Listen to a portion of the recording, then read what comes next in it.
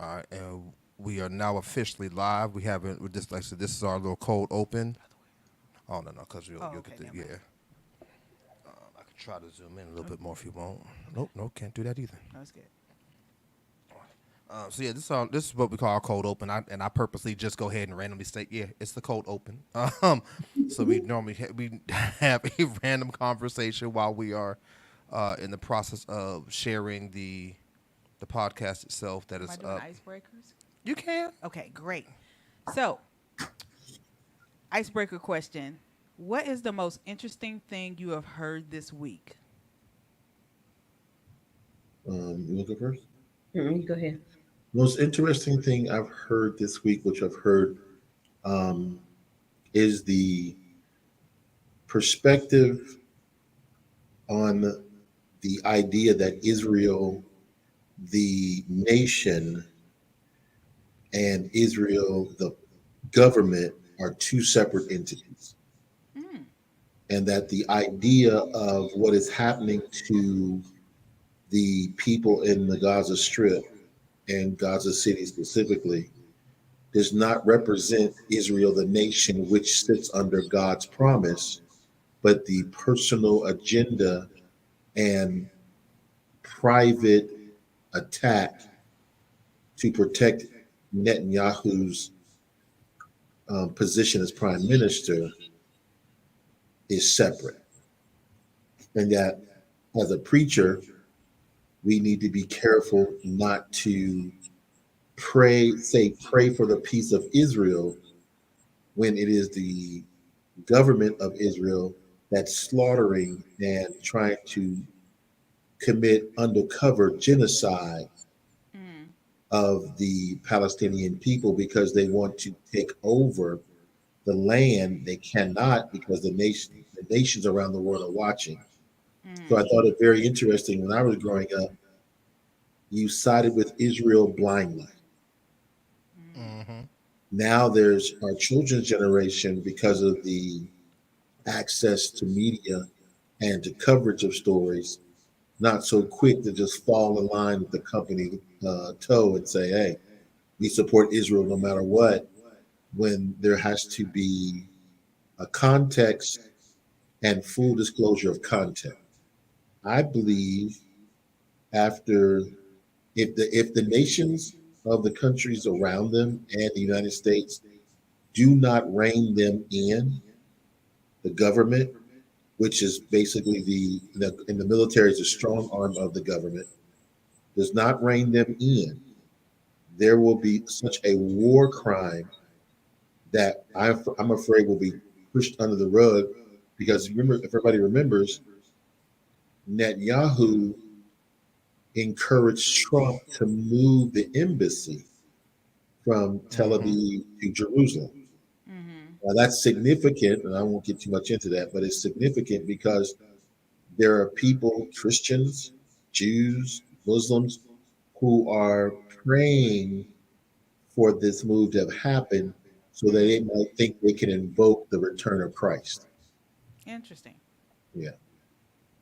So that's the most interesting thing I heard today or this week, that they're questioning the validity of the motive for attacking the Palestinian people. Remember, the idea was that we're going to retaliate. We're fighting them and dropping these bombs to kill Hamas until we get our hostages back. Mm-hmm. But my question is that if the hostages are in any of these buildings that you're bombing, aren't they? Then Aren't why you are running you the risk? bombing them? Aren't you Right. running the risk of killing them? Mm-hmm. You know, and so yeah, we just have to be very careful about the Christian church has to be very careful about its support. And I have friends who are Muslim as well as Hebrew, and Mm-hmm. we see it in our own country where a lot of the young people of Palestinian birth are not just rolling over and saying, "Oh, Israel is justified in what's it doing." The nation is not doing it. Mm-hmm. The government is because I don't know I'm being long about this, but it's an interesting development. The last time, see, every prime minister in Israel promises the people that live in the Gaza Strip, we will protect you. The last prime minister who did not, they put him out of office, and then someone assassinated him. Mm. Interesting footnote: Netanyahu is actually been indicted for corruption and to be kicked out of office right before this happened. And the bombs that before October 7th, there were 5 bombs dropped on the city of Gaza. Mm-hmm. Many people believe provoked this reverse of attack from the people because we were prepared for 2 years. When you've occupied somebody, it's like you and Jesse. If you let somebody come in and just want to just run your house for 75 years and make you deal, accept whatever it is, and then when you wanted your own freedom, they put a puppet government such as Hamas over you to watch what you do and say. You're not going to continue to sit there forever and take that. You're going to resist and you're going to fight back. But the perception is that when they fight back, they're fighting against God's people. Mm-hmm. When in actuality, it's not God's people, it's man's politics. Right. Mm-hmm. Man's greed. You know. So yeah, go ahead. Dr. Deborah? Well, my interesting thing this week was that African American teachers don't know how to communicate well with white students. Interesting. So we have to have a white parent come and send us emails about how to communicate with kids. So now you need someone of a different race to now translate for you, even though we all speak English. Wonderful, wonderful. That was just one thing in my week, but yeah, but being on the educator side, I get news every week. So, but yeah. Now it's interesting that she would mention that because we're old enough to remember when we were asked as African American educators to come in and explain Ebonics.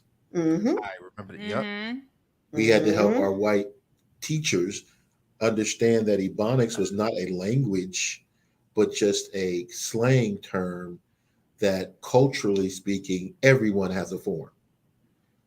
Right. Every culture has its own form of Ebonics or what we call shorthand communication. Right. Mm-hmm. So instead of saying such to the fact, but it's a point of I'm going home. I'm out of here. Mm-hmm. So for someone who says, well, what does he mean? Or even the classic one that all of four of us like, oh, he's bad. That brother's bad. And it's like, well, he's not bad. No, we know he's good, but we use the term of bad to redefine what good is in the culture. Right. So now it's funny that, and the only reason they're doing that is because white students are performing at a lower grade academically than African American students. No, and the parent think that they should be performing. But also the parents have gotten hip that the fact that if you can convince the culture that your white kid is a minority, then you can have access to dollars that usually would go to real minorities. Mm-hmm. I went to all black college, and there was one white guy who's a really good friend, Stephen Bernstein.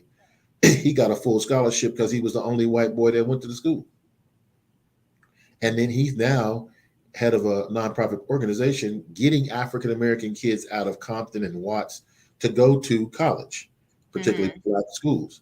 And he used the reverse psychology of minority to gain access to funds that now most people, like Dr. Deborah will tell you, what's it, 5 what? What's the 562 or what is that called? The kids try to get on IEP and no, 504 is not an IEP. 504. It's just another way to diagnose them to get additional help. So if a white child is not doing well, not because they have any type of mental deficiency or defect, the parents now know they can put them under this protective term of 504 plan that now the teachers cannot grade them on the same level or the same capacity that they would do the regular students who are not on it. And they have access. Like I think you told me about one couple that wanted a child on the program so you can go to college or something. Well, it's not even about not grading. It's all about you having more accommodations, meaning extended time on doing work, extended time on tests, that type of thing. It's not that you're not grading them the same. They can't do that. That's against the law. the only thing they can do is ask for extended time. So kids taking ACT and SAT, if they have a 504, they can get accommodations for taking the ACT and the SAT. Now, think about that in respect to African American students. If they're not on that plan, they get treated pretty much the same way they've always been treated. That you're not special, and so therefore we can't give you the extensions or credits that you might need to be able to be more excellent in what you do and how to perform on the test. And everyone knows that the test that you take is a reflection to the state of your capability and opportunities to have basically what we call a white collar versus a blue collar job. Right. So, So for me, real quick, before we wind up entering into the official start, I purposely want to mention. So I'm glad you asked that as a icebreaker. sorry. Thank you, because hearing myself at a delay in my ear at the same time, it was just messing with me. As the icebreaker, I wanted to make mention of this.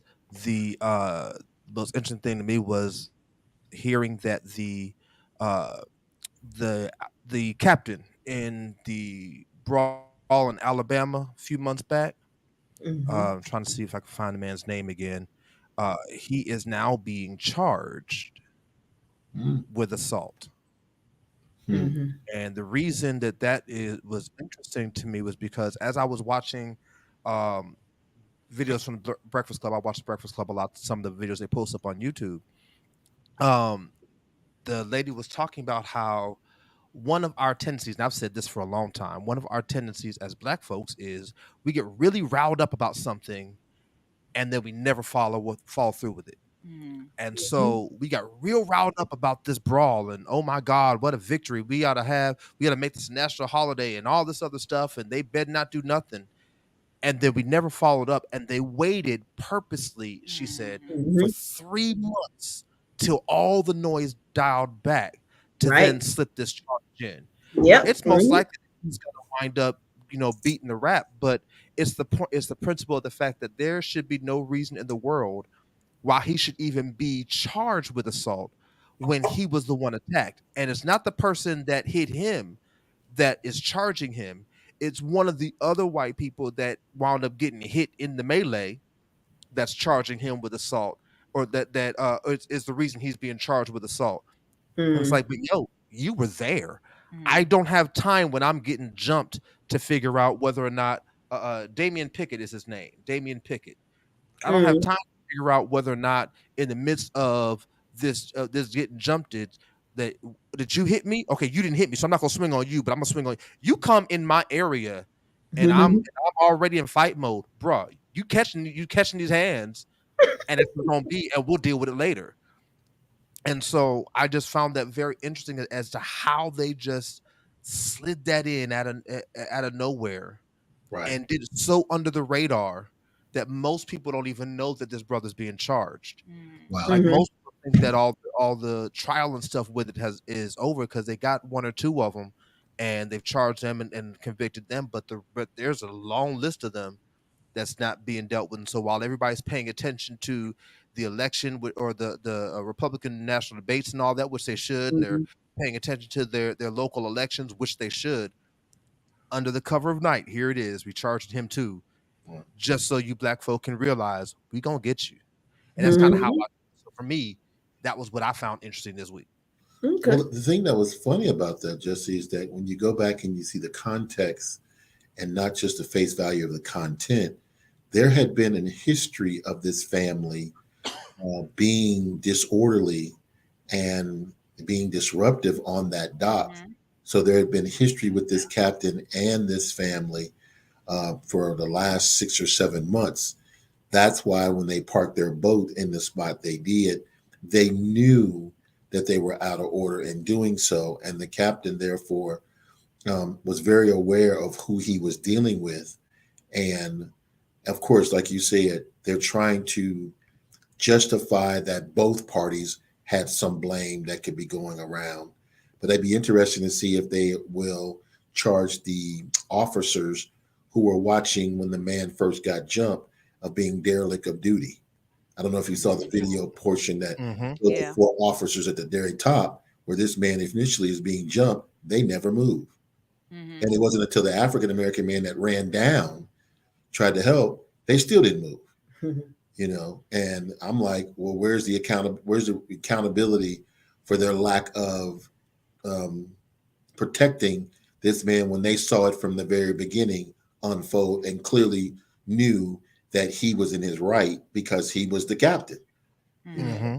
So yeah, but I totally agree with you. The whole excitement, everybody was. I told Dr. Deborah, it's such a sad thing that people thought it was great to put comical characters and make TikTok videos of practicing how to throw your hat for a call of assistance, and the chair thing, the National Day of the National Chair Society, where everybody's walking around, even teachers in the videos were walking around with chairs hooked up to their left on their belt loops to say, Oh, it was a Halloween costume. There was a white guy who had a Halloween costume with his head through the chair oh and yeah, black so that's eyes and everything. I'm like, this is crazy. yeah, but that's what we do when we know we don't get justice.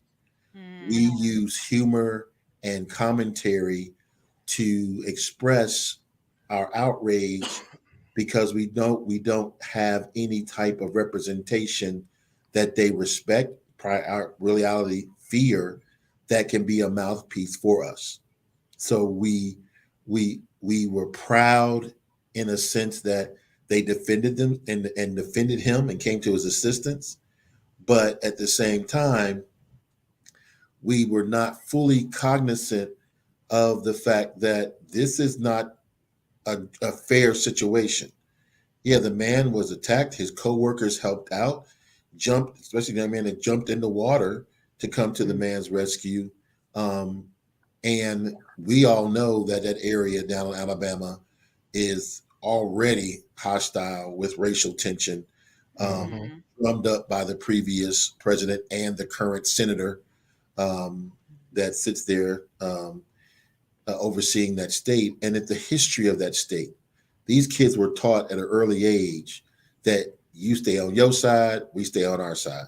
And that mentality, though we're living in 2022, 2023, there's never been an honest conversation. Even though we throw that word out, we need to have a conversation about it. There's never been a real transparent conversation about race inequality, and especially in the states where it was not born, because it was born in Kentucky, but preserved in the states of South Carolina, Alabama, Georgia, Mississippi, Louisiana, and Texas. So he will, like Jesse said, he will more than likely have the case dismissed. But it's important that the attention be brought to, even in us being right, we're still labeled as being wrong. Right. You know, which always speaks to the fact of we, as our grandparents and our parents, you have to do 2 times better just to get 1 time worth of credit. Right. We got to be more excellent than excellent can be just to receive an average applause or acknowledgement that we did what we did. And really that is a detriment to our culture as African Americans, because we can't sustain that. We can't sustain the level of excellence that's so exaggerated that it causes people to have mental breakdowns and domestic violence. It's interesting, the statistic that I'm aware of, there's more domestic violence in African American homes where there's demand for just common courtesy, because we've accepted just being mean to one another as the norm. Yeah. So the moment I tell Dr. Deborah, you're not going to talk to me like that. Well, if she sees that as an attack, she may not retaliate that moment, but she's planning. Women plan. Men propose. Say, you say that one more time, we're going to have it out. And she says, you know what? You're right. You're fine. And the moment you think that you have settled it, she's planning that a moment of weakness where she sees you're vulnerable and you need sympathy, she's coming with sinister saturation of criticism and backlash. You know, and all of that can be summed up real easily as a false sense of excellence. We think we have such a myriad definition of excellence that we really don't know what excellence is anymore. We think common courtesy to one another is excellence. Well, that's reasonable. We think that saying good morning to somebody is a form of excellence because I ain't got to talk to you if I want to. That's supposed to be common courtesy. Those are reasonable things, and we've turned reasonable into where if it doesn't happen in everybody and you do it, now you're exceptional. You're the exception to the rule rather than being the standard that the rule you follow. And that happens across the board.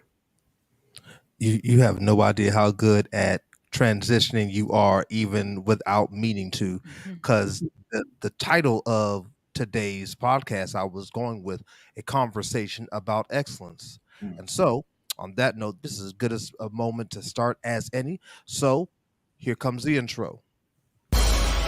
This is Real Talk Radio. This is Real Talk. High Praise Ministries presents Real Talk. This is Real Talk Radio. This is Real Talk. High Praise Ministries presents Real Talk.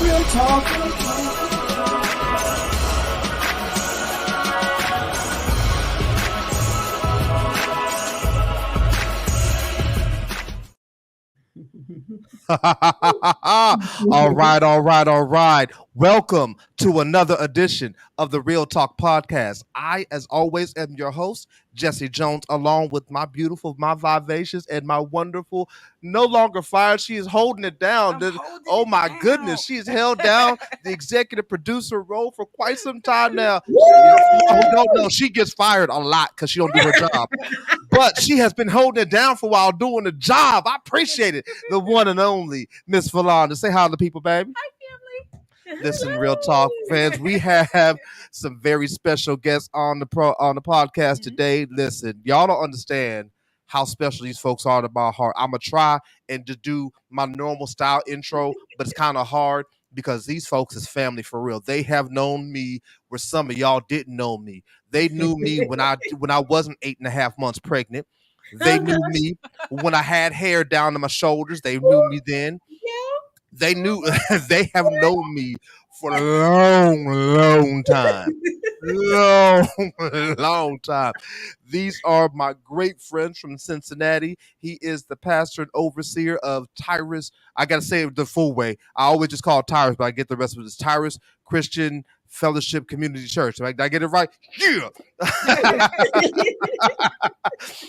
He has been my friend forever. He is awesome. He is powerful. He is dynamic. His vocabulary is unmatched by anybody so far we have had on the Real Talk podcast. And I promise you, you will see it. You will hear and see a whole lot more of it. He is awesome and wonderful. He is the one and only Elder Donald Hutchinson. Say hi to folks, sir. Good evening, everyone, and welcome once again to, I think, will be an auspicious and wonderful night where we will magnify and be glorified in the excellence and presence of the bishop, the prelate, the one and only, the one who God assembles around the throne, and his wife continues to walk behind and clean up his mess. The evidence of true grace in a life that God has been massaging and ministering through for a number of years, as many as I've known him. But welcome, my friend. Thank you for having us. I'll let Dr. Deborah introduce herself because she doesn't need. Oh no, I'm on my way. I didn't forget her. Oh no, yeah. I do them one at a time. I get some one at a time. Help me with this because it's hard to follow when you're so used to leading.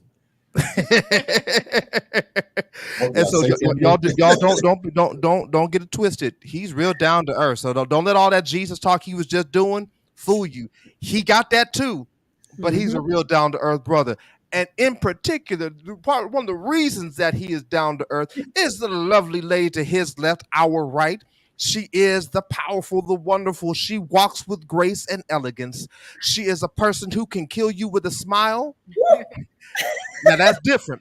Most folk, they entreat you with a smile, and she can do that too. But at the same time, she can kill you with a smile as well. She'll smile at you, and you'll know whether she loves you or please get out of my face. She is one of them. She is holy, and she is hood, All right. She knows what she is doing. She is a mother. She is a wife. She is a minister. She is a first lady. But also, one of the things that just warms my heart and depresses me, she also has obtained her doctorate. We're gonna talk some more about that later on in the broadcast. She is the one and only, my friend, Dr. Deborah Hutchinson. Say hi to the folks, ma'am. Hello, everybody. I'm excited for the day, y'all. Y'all don't understand. We had this podcast situated for a few months ago, and some things happened. We had to move some things around. And I was like, I got to get them on. We got to get them on before the year is out. We got to get them on, and so they are here, and I am excited. And I promise y'all, I don't think it's gonna be the last time. So y'all get ready. Y'all get ready. Y'all get ready. So before we get real deep into it, and greetings, Eric. I want to say appreciate you. I saw you on early, but that was a cold open. I wanted to give you an official hello when we got on. Greetings, Sharice and Janelle. I see you on as well. And Eric, I think we might in a little bit later get to some of your comments that you made while we were dealing with during the cold open. But for the moment, tell us about yourselves, because a lot of my audience doesn't know you like I know you. And I want them to know y'all like family. So what's your origin story? You like that turnaround? We'll get to that. We'll get to the origin story. So Deborah Shipman Hutchinson. I hail from Statesboro, Georgia. I am the youngest of 6 kids. I have 3 brothers and 2 older sisters.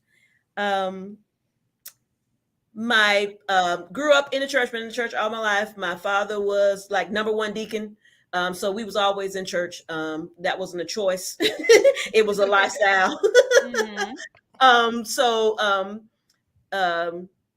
Grew up on meager means, or as we would say, we was po. But with all of that, we were rich in love and understanding God's role and plan in our lives. My father was very adamant about that, about us understanding who God was in our lives. I grew up seeing miracles early on in my life, through my father, through my grandparents, through my mom, and things that was happening in our family. So God has always been forefront in my life. Accepted Christ at an early age. I was 7 years old.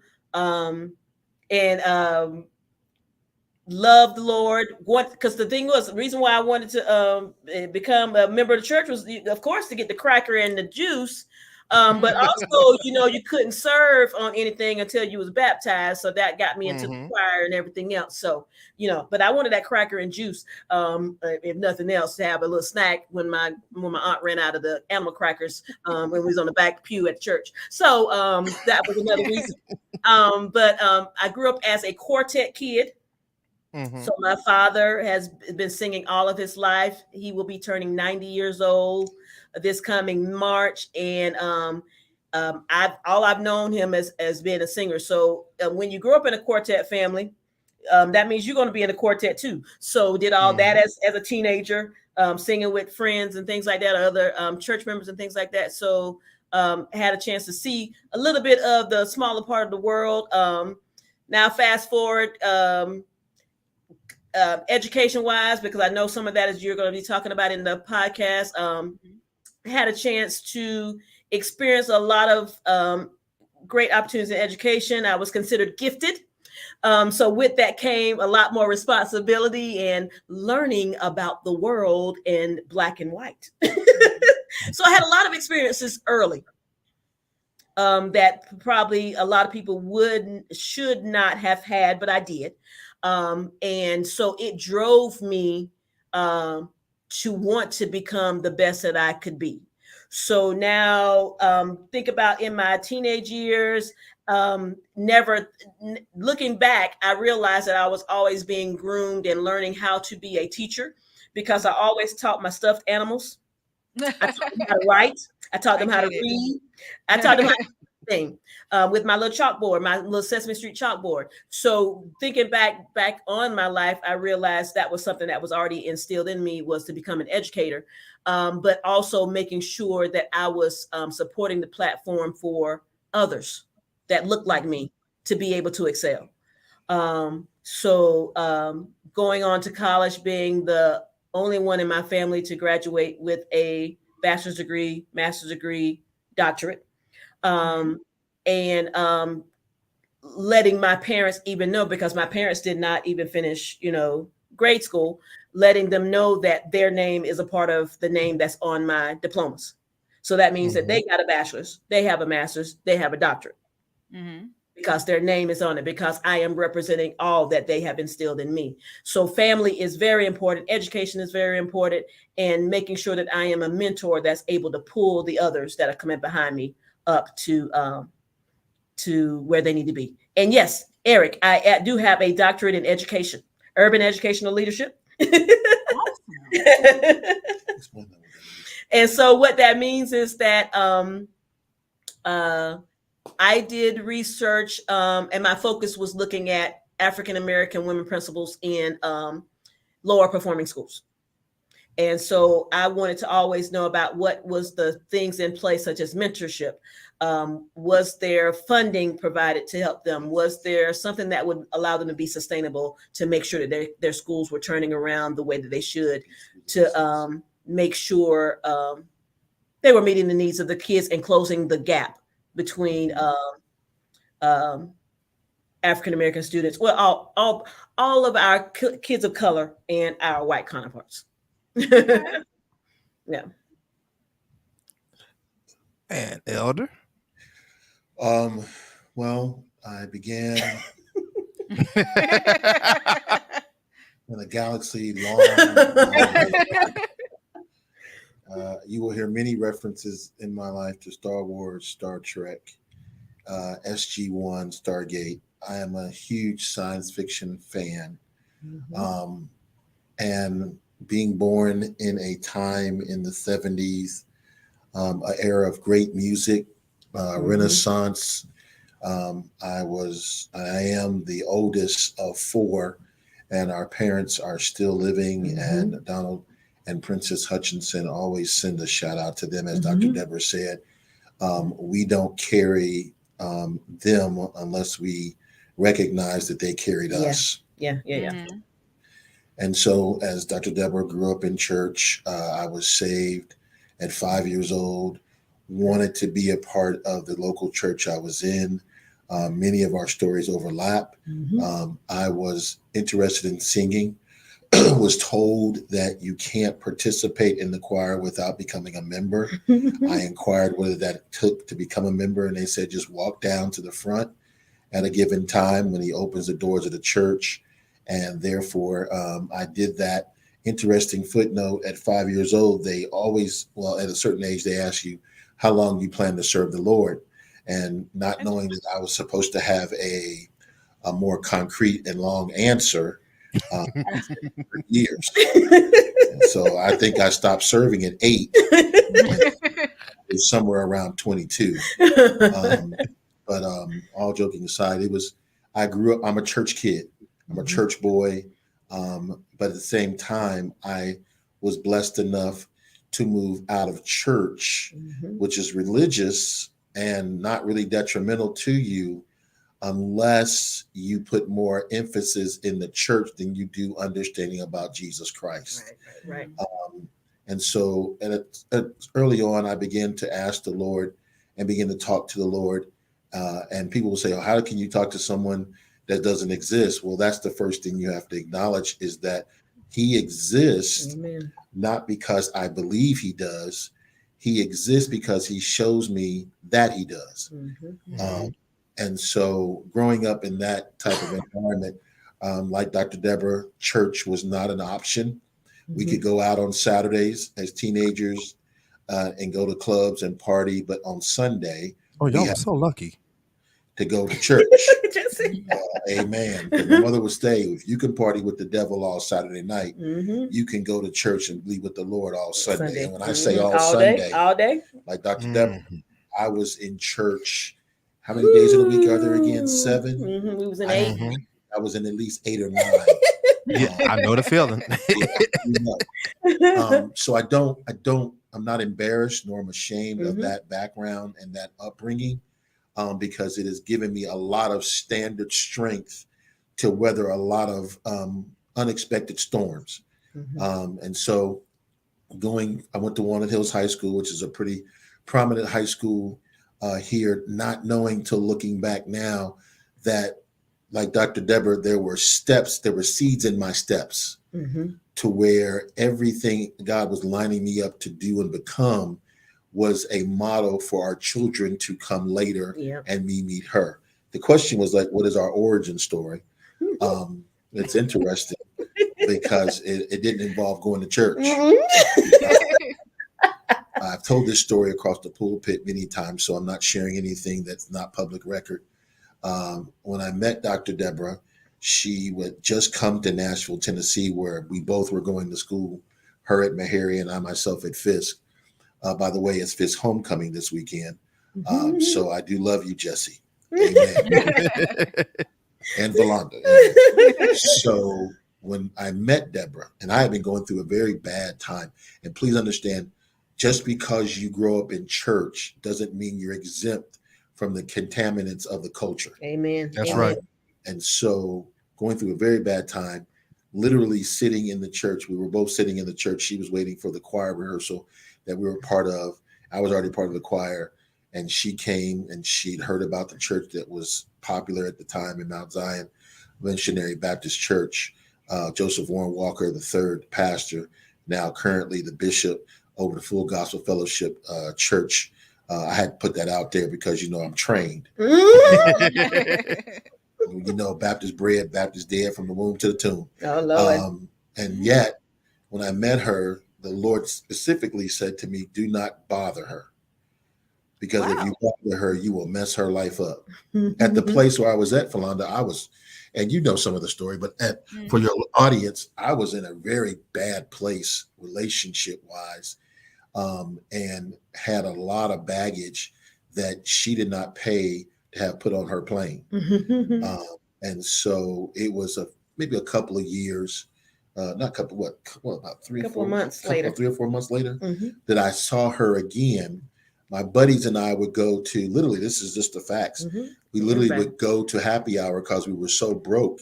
That's where we eat. And I would leave immediately after happy hour because being a church kid, I can't be in this environment. Oh no, the Lord don't want me to be here. But at the same time, I was starving and the Lord saw fit to provide. So you have those schizophrenic moments where I don't want to be here, Jesus, but since you're providing, I'm gonna stay a little bit longer. And was actually, I remember it so vividly. I was on the dance floor dancing, and a friend of ours, Tracy, who's no longer with us, God bless her heart, was dancing with her, and she said, I want to introduce you to somebody. And ended up meeting Deborah again. And I was like, oh, you're part of the praise ensemble. And so we started talking, met her roommate, Karts, and literally what happened is I'm a sci-fi fan.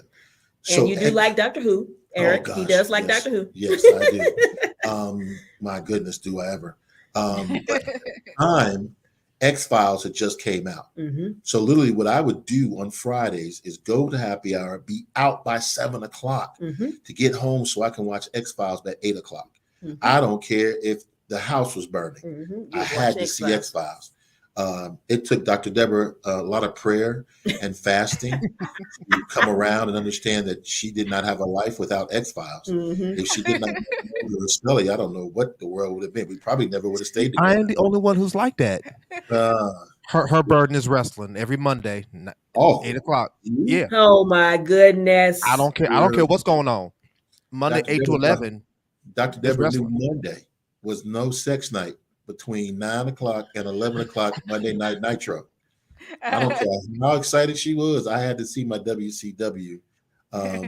Amen. And so to fast forward this real quick, saw her dancing with this guy whose breath I knew stank. Oh God! And I literally was sitting like some stalker at the pole in the club, looking at her like her eyebrows are gonna fall off if I don't save her. Lana, Save the Deborah will tell you, eyebrows. his breath was like dragon. Roar. And I remember she had on a pair of white linen pants. She had this cute little top on, and he had walked away. That was my chance. Just I slipped in like a black ninja on a mission, and started dancing with her, and we just been together ever since. And the fact is that when we started dating, we had dated for some time, but people thought we were brother and sister because we got along so well. And we just hung out. And one of the ladies at the church, Miss Thelma Houston, I had my arm around Deborah in the pew. We was at service. She's like, leaned over Deborah. She said, I don't think that's right. Deborah's like, what? That you and your brother should be that close. She literally thought we were brother and sister and having an incestuous relationship in the church. Here's the kicker. Here's the kicker. If we wasn't in the church, she'd have been fine with it. That sounds about church. And she saw it because I'm looking like you've seen us for a number of months and weeks and never said anything. And so when the key to our relationship at the time was she was not my type and I wasn't hers, but she's my type of Christ and I'm hers. And so when you talk about excellence has a evolutionary stage where you see each other sometimes at not your best, but you still believe the best is in you that you see of that other person, and you want that in return. And so we've just been rocking ever since. And our key to an excellent relationship for us has always been every morning I choose you again. And as long as I can like you, we can work on the love part. Amen. Because it takes a lot to love someone whose history is still unknown to them and pops out with certain triggers. And my background is in psychology. And of course that helped, but it didn't help so much in our relationship as it is helped me understand me in relating to her and to other people. You never really go to school to be excellent for yourself as you do to excel so that you can be excellent in front of others. So yeah, that's our PG origin story.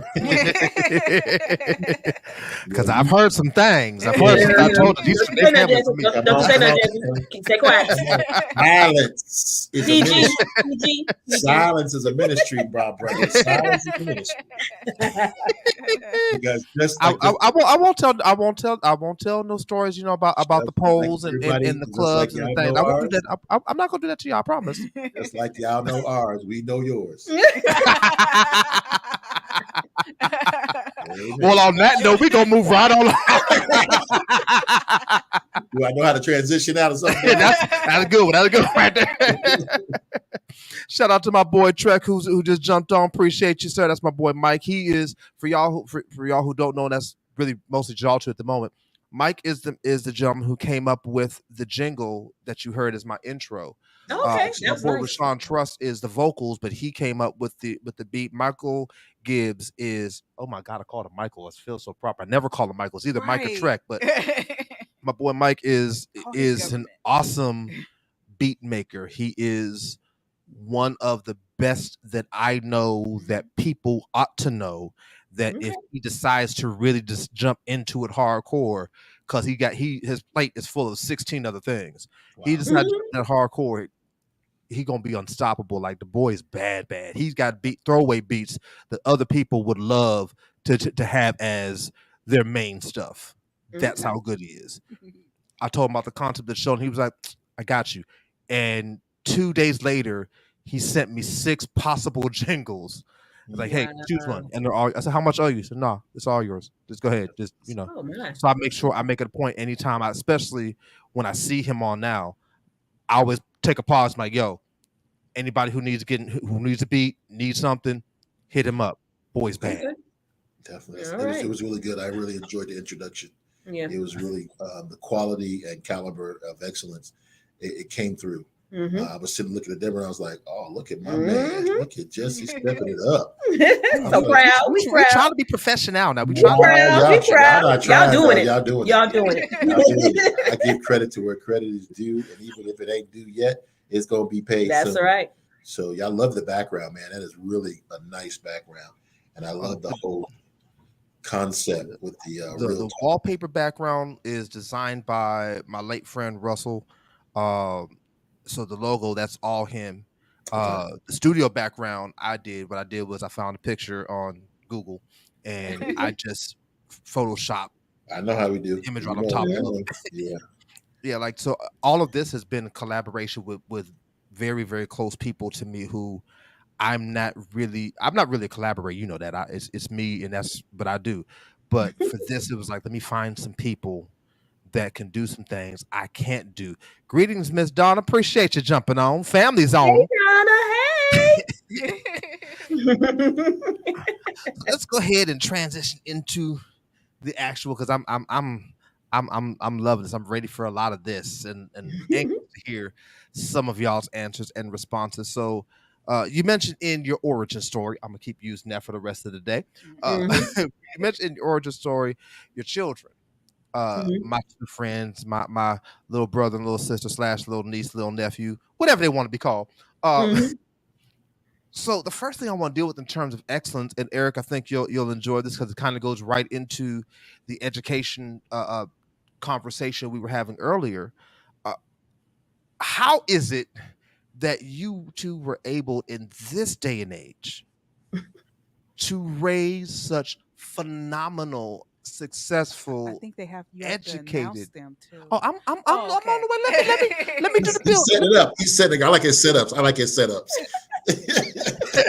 Such phenomenal. So Hollywood. He's so Hollywood. Yeah, you got to. You know, that's called the suspense. You got to build it. Yeah.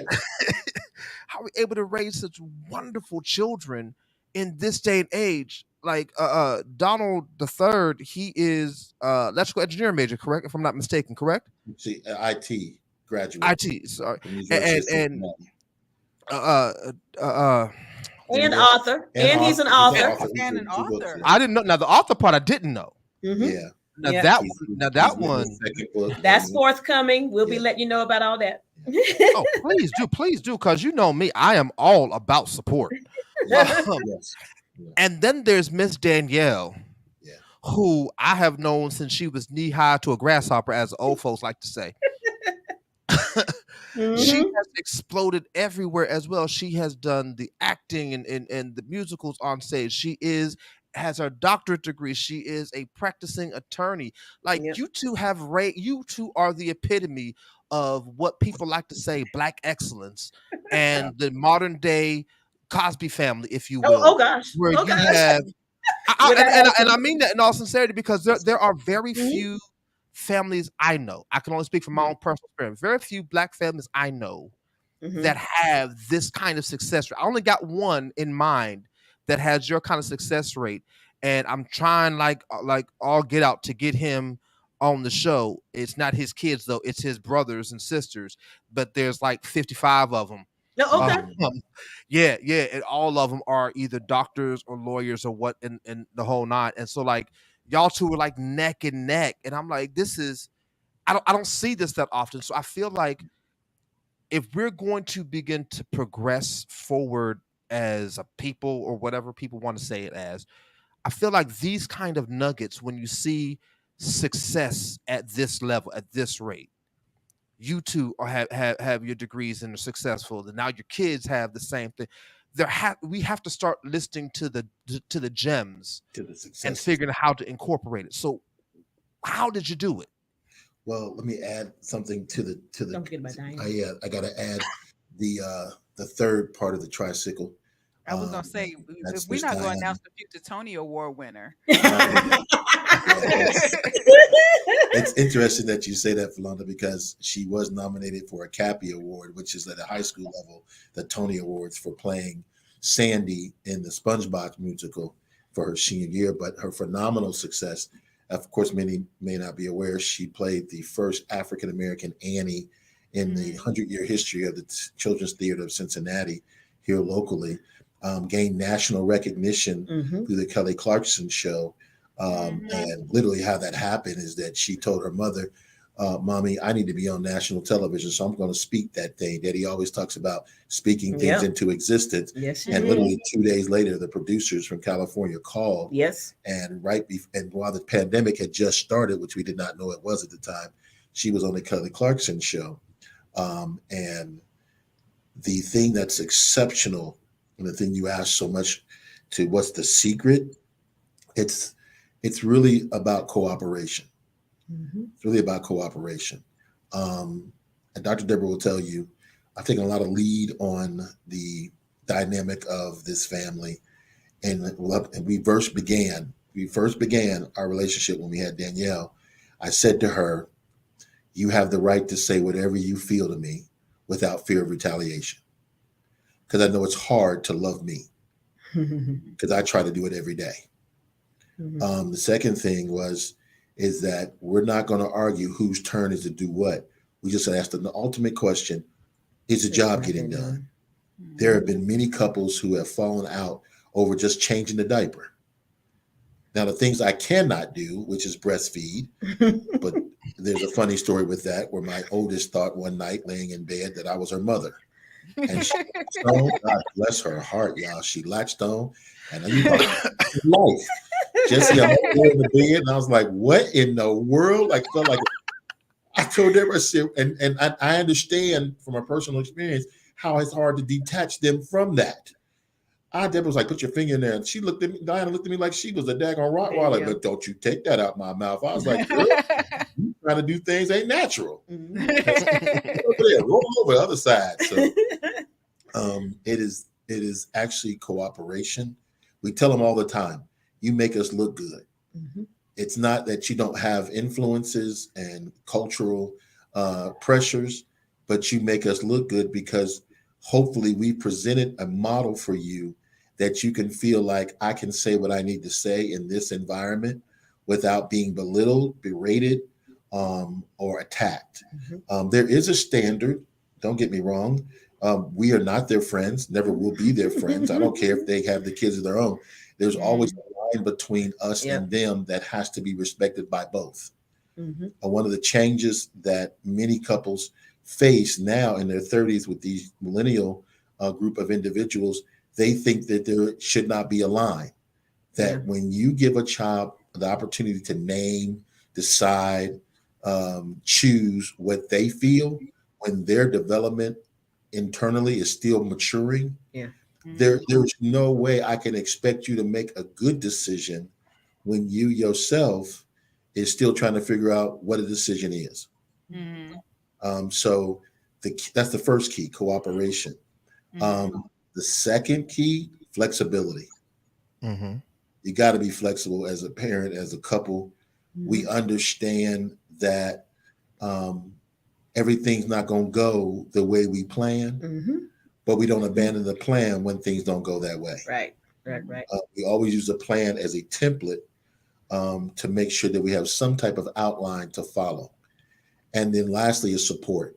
Mhm. Deborah will tell you, and we've said this to many people, the only reason, one of the key ingredients to why we're so successful in people's opinion, because they look at our children's success and think we have something entirely to do with it, is number one, we try to model faith in God. Mhm. And that there are going to be hardships, Mhm. but keep your faith and trust in God. There's going to be setbacks, but keep your trust and faith in God.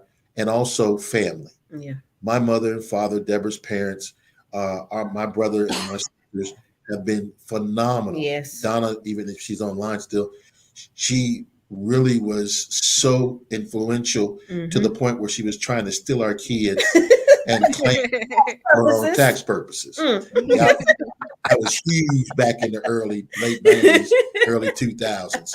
You know, your sister like, oh, well, y'all ain't claiming them this year. Y'all got two. Let us take one this year and we'll take another one next year. No, we're not doing that.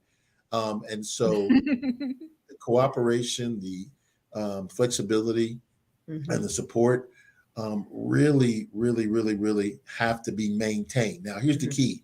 Here's the main key. Aside from relationship with God and with Christ, and we encourage them to know God for themselves. But the main key is that someone has to be left behind so everybody can move forward. Somebody got to stay behind. So somebody has to be the constant in an inconsistent culture that, if nothing else, we can always come back to that person. I say this because there's many a times we've changed hats on that. But I've driven everybody everywhere when we had one car.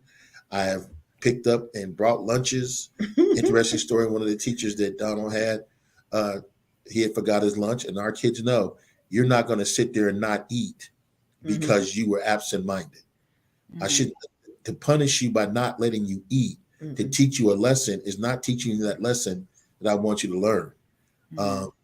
And so she said to me, she said, well, maybe he just needs to go without lunch to teach him. I said, wait. I didn't send my child to school for you to teach him anything except for ABC 1, 2, 3, Robert's Rules of Order, arithmetic and writing and all that. Let me raise him. And becoming an educator myself, knew the biases that were against African-American boys, knew the biases that were against African-American girls.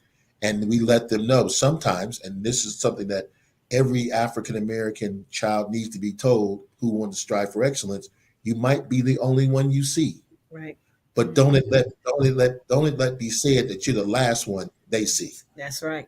Like Dr. Deborah said in the introduction, she knew early on that she had a responsibility that whatever door she went in, she made sure to put a stopper in it so that when it closed, it didn't fully close off the next person behind her. Right. So, and those three things, I think if I could sum them up, is exactly what it takes. Is it a science? It can be, but it takes, and Dr. Deborah is a science teacher. She'll tell you a lot of things that we do as parents and as a couple is hypothetical.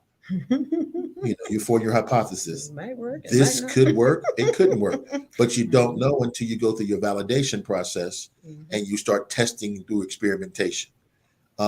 We never whooped them. Ironically enough, though, both of us grew up in a household where spare the rod, spoil the child was not a scripture ignored. Amen. Okay. I still got some issues. Praise Jesus. I still can't look at James Evans and Jefferson in the good times without jumping like JJ. Oh my gosh. Some scenes where he go back in the room and take that belt off and they coming out all limping and like, I can relate to that. But that's really the model. We if you don't like what you see, change the model they're looking at. And so my parents never argued in front of us. Didn't say they didn't argue or have differences of discussion, but we never saw it in person. Deborah and I have only had one argument. We've been together 29, almost 30 years. We've been married 27. We've only had one argument, and it had nothing to do with money, had nothing to do with sex, had nothing to do with church, had nothing to do with anybody other than ourselves. It was over her going back to school to get her master's of education. And I literally told her, you don't want to go back to school, then you can just go on about your business. But I did not make this sacrifice for you to go and me not to go so that we don't have anything to accomplish and speak of and say it's complete. Literally, everybody, we were both in school at the same time. We never saw the kids. They were my parents. We never saw each other because she was in class on Monday, Wednesdays, and Friday nights. I was in class on Tuesdays and Thursday nights. And we never really saw each other. I made the conscious decision and discussed with her, somebody got to be home. Right. And since you're further along in your pursuit of education and excellence, I'll do that. Now, did that come with a lot of, yay, that's wonderful. She's going ahead of herself and she's going to be all right. And I'm just so happy and fine with that. There was some growth that had to happen in my life to not feel insulted when in actuality it was disguised being because I was jealous. And the resentment came that night when like, wait a minute, you gonna tell me you now burnt out? Girl, you dark skinned, you can't be burnt out. No, Lord. I'm not lying to you. You can go on our Facebook page back we were standing at Xavier campus. Deborah just got her master's degree. Talking about real talk. I sat there and waited. Now, Jesse, you talk to me if I'm right or wrong about this. You could help me. You're a therapist. Amen.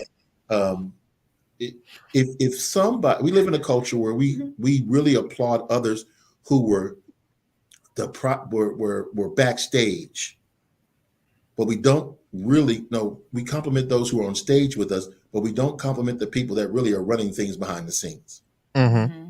You know, when somebody gets an award, they be like, I want to thank Jesus. I want to thank my mama. I want to thank my daddy. I want to thank everybody. But the person who actually helped you write the script, or the person who actually dealt with you when you was having insecurities about doing the part.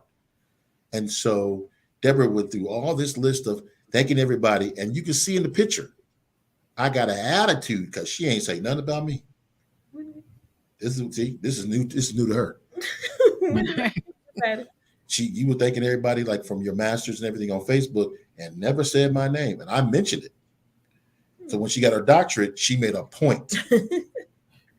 Now she may not remember because it's been erased by the new memory.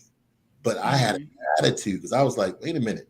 You thanking everybody for supporting you, thanking your mama, your daddy, your sisters, and everybody at school you working at, and they ain't the one telling you keep going. They ain't the one encouraging when you wanted to quit. They ain't the one coming to pick you up and ain't had nothing to eat. I mean, I was all in my feelings until I heard Dr. Mike Murdock say this, and it just blessed my life. And I'm sorry if because most of my references are from a biblical perspective, because that's what keep me from going and jumping off and going playing in traffic.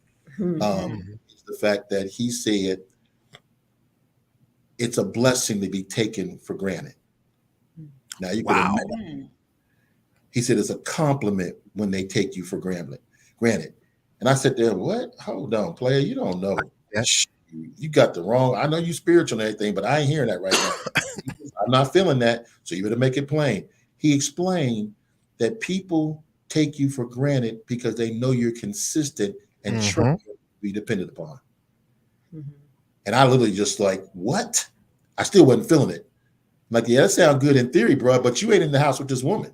You're in the house with these kids. Nobody say thank you. Nobody appreciate. And the Lord reminded me, he said, you told the kids, don't say thank you for something you're supposed to do. So I was like, well, there you go. See, I've learned that if I ever have a conversation with God, I'd immediately know I'm wrong. And I'm not going to win it because he's never wrong. He's always right. Opinion might be he's wrong, but that's once again, in your opinion, you're wrong. Because any good that can be got has to come through him, because everything that is good came from him.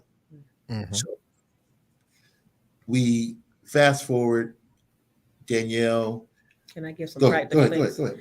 So some practical things that we actually did, even with that fall within all of his 3 points, was that we sat with them when it was time to do their schoolwork. So when they were my father-in-law, he sat with them and he read the books with them for class. He would tell me to go get the book from my school library to bring it to him so he could read the book with the kids, and he read along with them. So they always saw us with them doing homework. With me being in school and Donald, we were all at the table doing our homework together. So everybody was always doing something educational. So they always saw us doing more. The kids also came with me to class. In case something happened and we didn't have anybody to pick somebody up, little Donald went with me to class. Danielle went with me to class. They even had little Donald even asked questions in my classes. He was participating. He wasn't just there being a spectator. He was participating. So they always saw and they heard the atmosphere. They even heard the congratulations on answering questions correctly and things like that. They saw all of that happening in class. And so Donald would even ask, like, that don't happen in our class all the time. And then I would explain to him about the different dynamics of my classroom versus his. And he would understand, oh, okay, he was a Montessori trained kid, that most of this stuff was independent. So it wasn't a lot of group discussion, but there was always sometimes. But then he understood the difference there. And the other thing that we did practically is I taught children's church when we started the church also. So, and I ran it like a school. We had lesson plans. Kids had to show up. They had homework. Sometimes the parents had to call me during the week and let me know that they had done the homework or whatever with the kids. So we modeled education in every aspect, even when they were doing their different sports. One thing that I was the parent that was saying, did everybody get all their homework done? But either before they got to practice or were they doing their homework after practice? Anybody had any questions?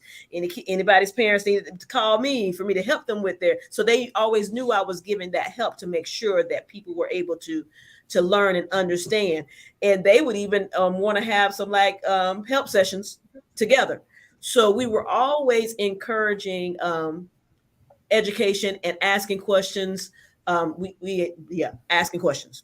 If anybody know and they have kids, kids ask questions. But when you start to turn them to ask the right questions, oh my goodness, the insight, the vocabulary that's developed with those kids, I mean, it shoots them through the roof. So when they started getting into that point where people were saying about being gifted, about excelling in things, it wasn't just because of what we were doing here at home. It was we had everyone doing the same thing, so they got the same results. So at Granny and Papa's house, they were talking to them. It was consistent. When they saw it at school, we were consistent with what was going on. Because even my father-in-law, he went to the school and would watch and see how the class was ran so that he could run homeschool the same way. As an educator, do you find that nowadays there is it seems like a good foundation for y'all's children's success is a large support system? Whereas, even though this has been years ago now, with Ashley being in school, it was rare to even have parents to even show up to parent-teacher conference. Yes. Or everybody wasn't on board. It just seemed like nowadays you find that they treat teachers in particular oh, this is your job. I'm not supposed to do this at home. This is your job.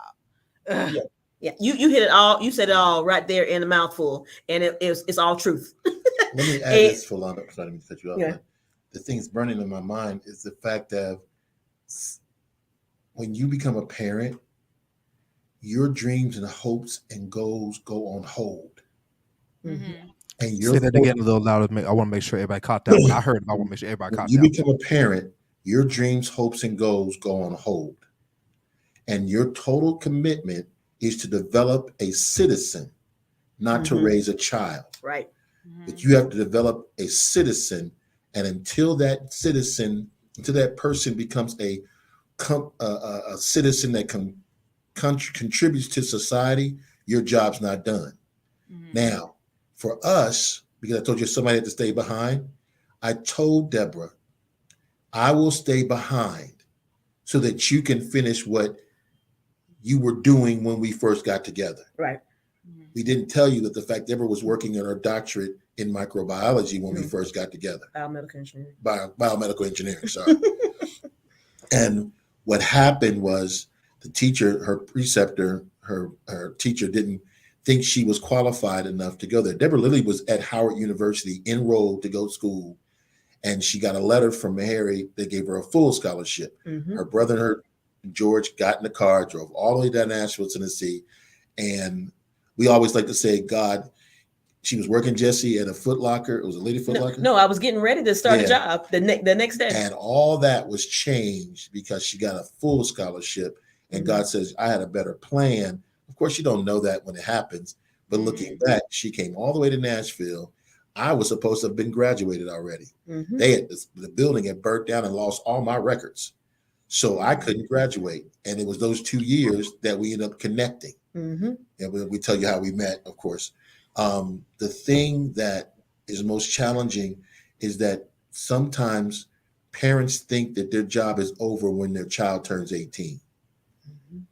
What happens is that your ability to parent must evolve. Right. So you can't use methodologies that was used on you, nor methodologies that have no real substance based upon a Judeo-Christian perspective. I say that because Christ was not a preacher. Christ was a teacher. That's what we called him Rabboni, teacher, master. So when someone says, well, how did y'all do this? I tell them all the time, God's help. Because I literally asked every day, Lord, how do I raise this one Yeah. versus raising this one Mhm. versus raising this one? Mhm. Because there is no one size fit all. And we've all heard the story. If there was a college that ever needed to exist, it'd be the University of Parenting. Because Mhm. you have, Ashley, and you as a single mother before you and Jesse got married, you knew the challenges. You're Mhm. dealing with her father and his relationship with her and his relationship with you, and not how do I navigate? Well, I don't want to be bothered with him, but I don't want to punish her by not having a Right. relationship with him. But knowing that if she has this relationship, there might be some toxicity that I got to deal with because this Negro, he ain't got it all together. He's Mhm. trying to figure out who he is because he been messed up by a model that he saw that don't Mhm. work. And then you Yep. come to Jesse, and Jesse gonna bring a whole plethora of goodness in your life that you have to now be suspicious of, because that's how the first dude was in your life. He was good until he became crazy. So the idea behind the question you asked is really parents have to stop, and this is why it's so important that they hear this. It doesn't mean that your goals and dreams and things you want to do before you had them go away. That's what empty nesting is about. Mhm. Go back and pick up what you put on hold, because literally it's still waiting on you. Mhm. You know, I Amen. haven't finished my educational pursuits, but I had to get this straight.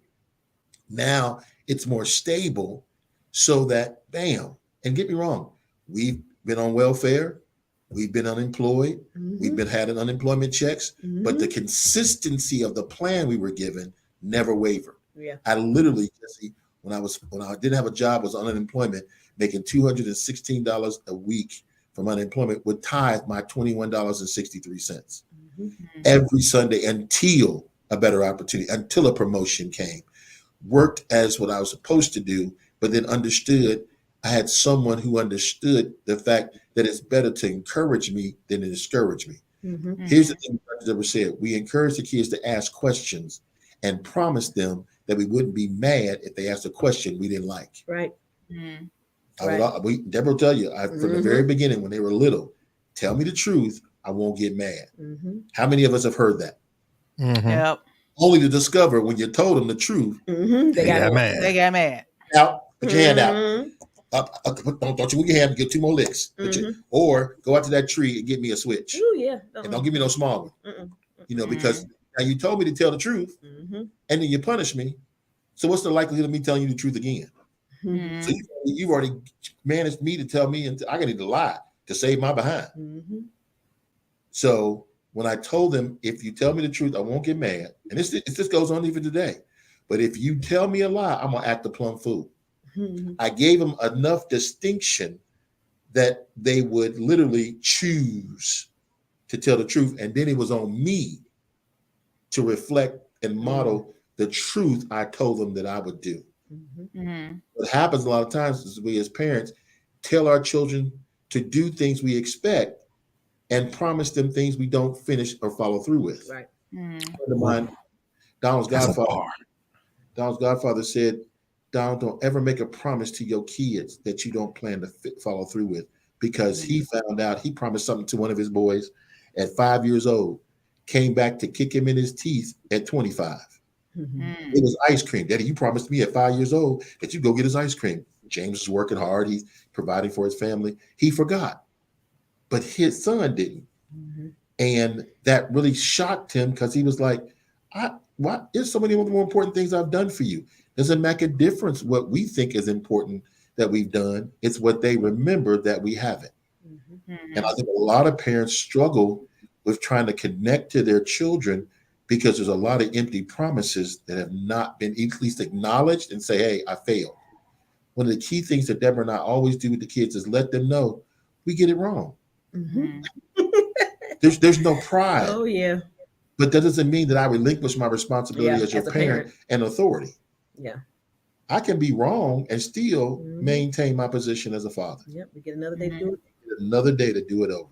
Do And it right. so and I know, trust me, I've worked in at-risk programs. My background is in psychology, clinical psychology, dealing with children of abusive homes. working with children who are at risk, children who have literally, I was a special ed teacher, wrote up the IEPs, know exactly, and the system does abuse you as adult, and that's why that abuse goes home. Mhm. I know working for people who are trifling, Mhm. as I preach the message, how to handle low down folk in high places. The key is to know that you once again yourself could be low down, or at least once was, you know. And so when you're working with people that don't respect you, when you're working with people that don't like you, when you got to put up with a job just to make sure that your kids got clothes and got food, and you thinking these little ingrate Negroes don't even know how to be appreciative of how are they supposed to know the value of what they're doing when they're supposed to do it? Literally today I was at Sam's, and this woman was in the cart with her child, and her daughter was tired. She was sitting down at the cart. This woman literally pushed her child in the back to say, "Get your A up." And I didn't say a word. See, the I was saved today. Mhm. I was saved. I got to be honest. I was saved. There are some days I'm not saved, and the unsaved me would have said, "B, what the heck you doing? You know that child ain't do nothing to you." And I said, "No, Donald, because first of all, she's a pretty big girl, Yeah. and once in a while, so you might have to have some backup." Oh, But Lord. but when you see those experiences, Yeah. and then right after that, I was sitting eating, and the young lady came up to me and she said, "Can I sit here because there's no spot?" I said, "Sure." She had her daughter with her. Talked to the young lady, found out about her background. She went to a local high school here. She graduated the same year as my son in 2016. Her daughter's name was Penelope. I was like, "Do they call you Penelope or Miss P?" She said, "How do you know they call her Miss P?" I said, "Well, I used to be a kindergarten teacher. Mhm. I used to teach kids at that age. And I have three of my own, the youngest being 18, the oldest being 27, or soon, yeah, 27, soon to be.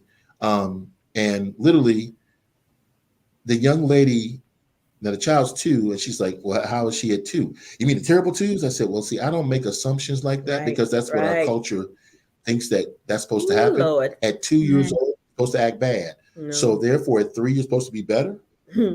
You know, that's like at 15, you should be grown and know what you want to do in life because you're turning 60. Right.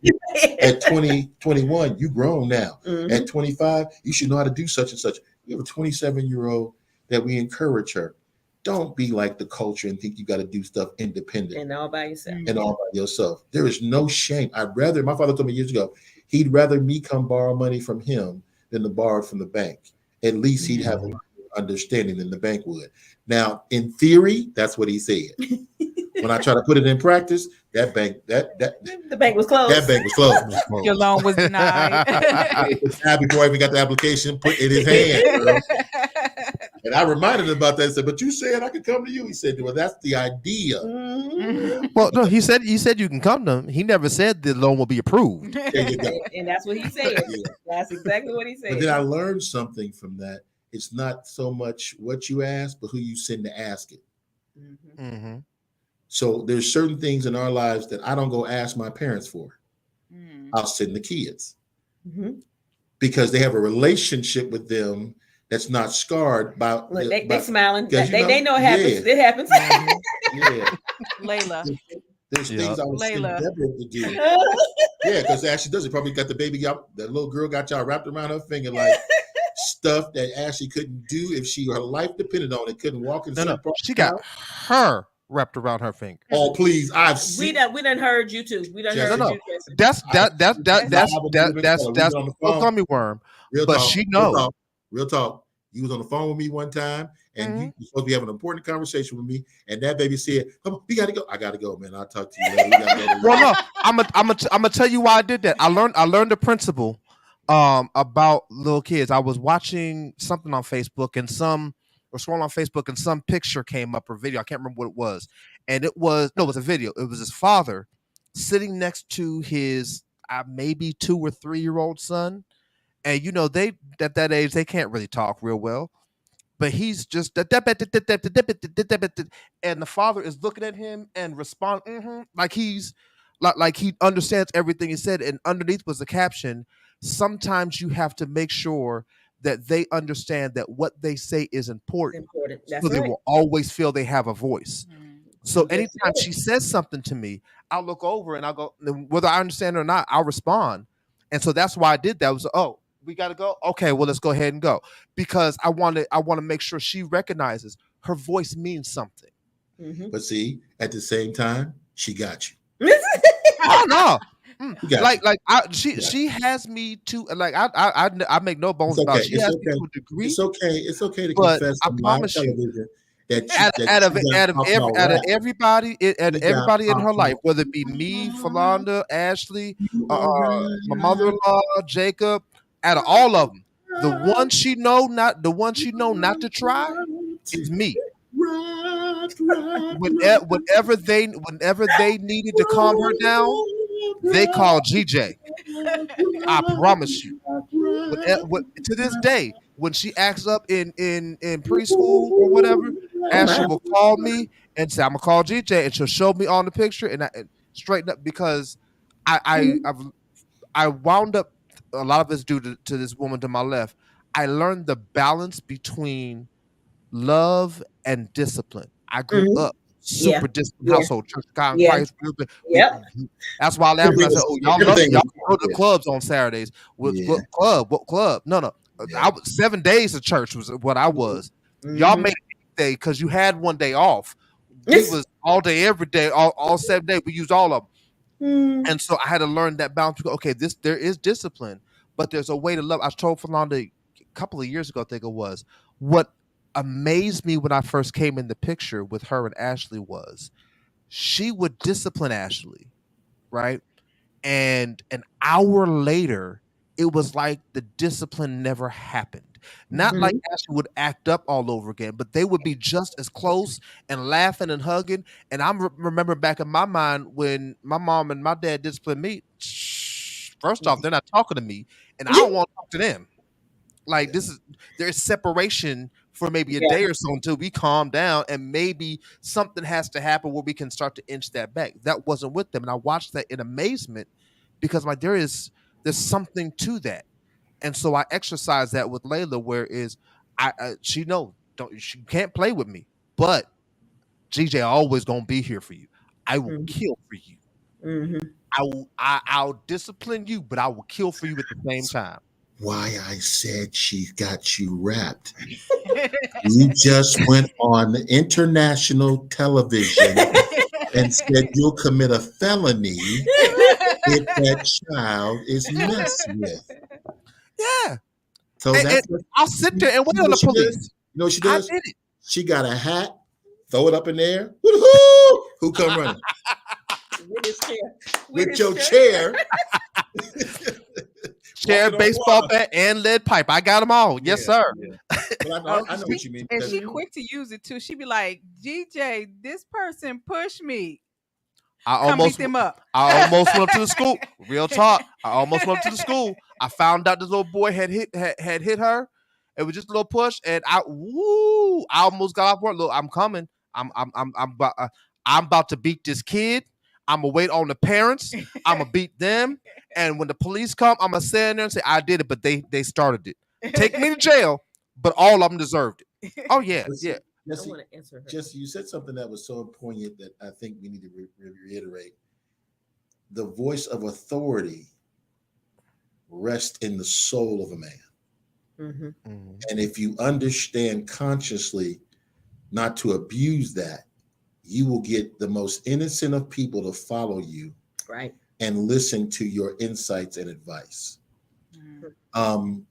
Just like you with baby girl, Deborah will tell you, I ain't gonna, if I gotta tell you I'm gonna kill for my child, I ain't gonna do it.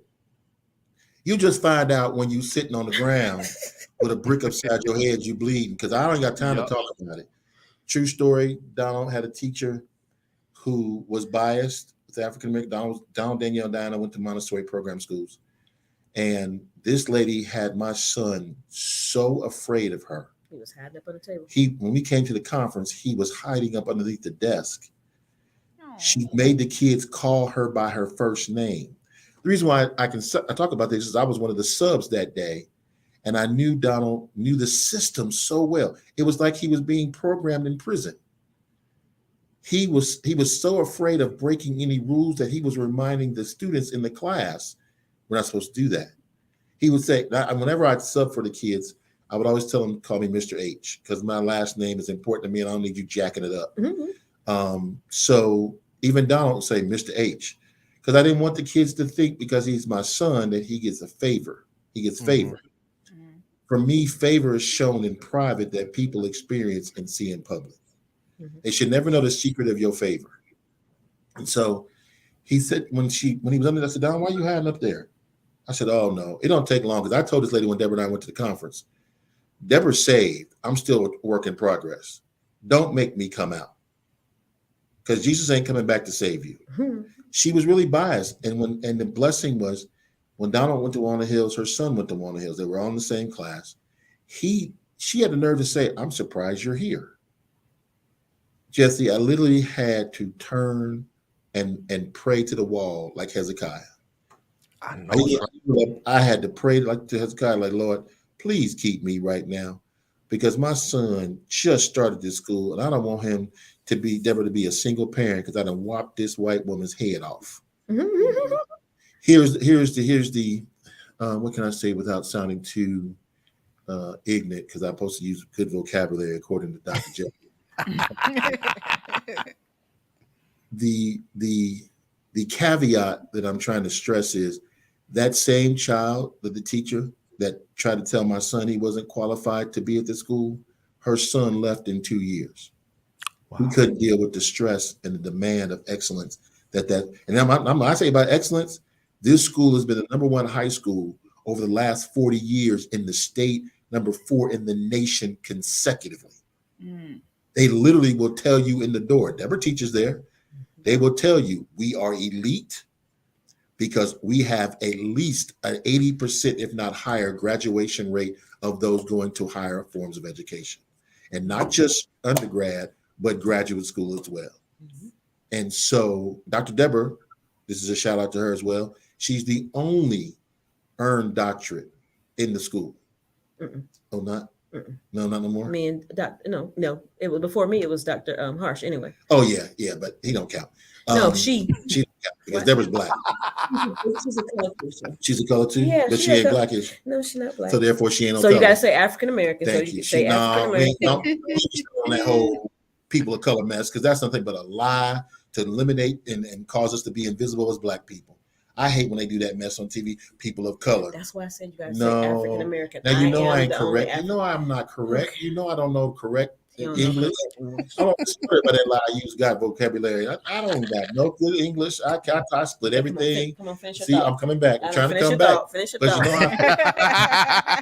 thought. You know yeah, she knows how I feel about her getting her respect with these white people in this city. Because they will act like, oh, you're a doctor. Actually, in ministry, for those who don't know, every preacher I know is a doctor. And yet still ain't got no more doctorate than the Lucky Charms been found to gold. Right. So when I tell her, when she got her doctorate, I told her, you change everything on your literature that says doctor. And if they can't tell you Dr. Deborah, ignore them. That's right. That's right. People are like, but that's not Christian. I'm not Christian. I'm kingdom. Because you don't know the sweat, blood, and tears. We almost lost our marriage over this process. And a lot of people don't know when someone gets a doctorate, it's not them getting the doctorate, it's the entire family going through the stress, going through the uncertainties, going through the emotional ups and downs. And so, yeah, you want to.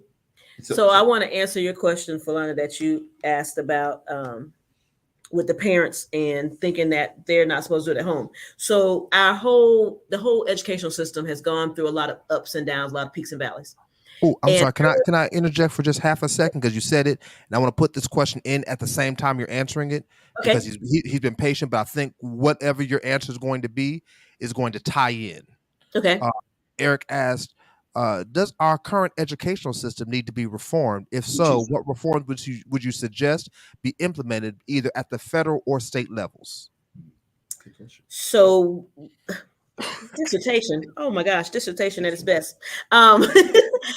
So what has happened since the time I was in school to me teaching? There came to be a big divide. Parents did not know anything, basically, and you could not go in and tell teachers what they were supposed to do, or parents were not put on like the boards and stuff like that to help with understanding the school. So, but now because there are so many who are going forward to understand more, and we are being more lifelong learners, we're learning and we're taking the professional development that helps us to understand how to deal with the family dynamic, culture, behavior, cooking food, driving the bus, all those different things. There are many of us that are going out and doing all of that professional development. And now the stakeholders, which are the people that are sitting at Senate and the House, who are just businessmen, don't understand the educational role. So then they go and spew to these parents, and they put the parents against teachers. Mm-hmm. So for that time from when I got out of school until when I started teaching, that was the big issue. Parents were against teachers. Teachers were against parents. Mm-hmm. We're just now getting back to that point of bringing the community back together and helping everybody to understand that we are in this together. You are a part of the process. The parent is a part of the process, as well as the teacher, as well as the administrator and the student. Right. So that holistic approach is now coming back, but our stakeholders who want all this money to go their way are keeping all the propaganda. So when we talk about school reform, there still needs to be a separation where the federal and the state are not the ones that are always telling us what needs to work for our schools. We are the ones that's in the trenches. We are the ones that see our kids day to day, and we know what happens in that building. Mm-hmm. One thing that I know, you cannot treat every building the same way. Every building has different things that are going on, different issues, different things that they need to work on. So I may not be in the academic school, but my kids are still flourishing academically. Mm-hmm. At their level, and we're meeting them where they are, and we're getting all the resources. One thing about being at Walnut Hills, we don't get a lot of the Title I money, which is the money that's given to schools that are either lower achieving or they have a lower income level. Income level. So we don't get all those dollars. So a lot of those dollars for us come from our actual alumni of the school. Mm-hmm.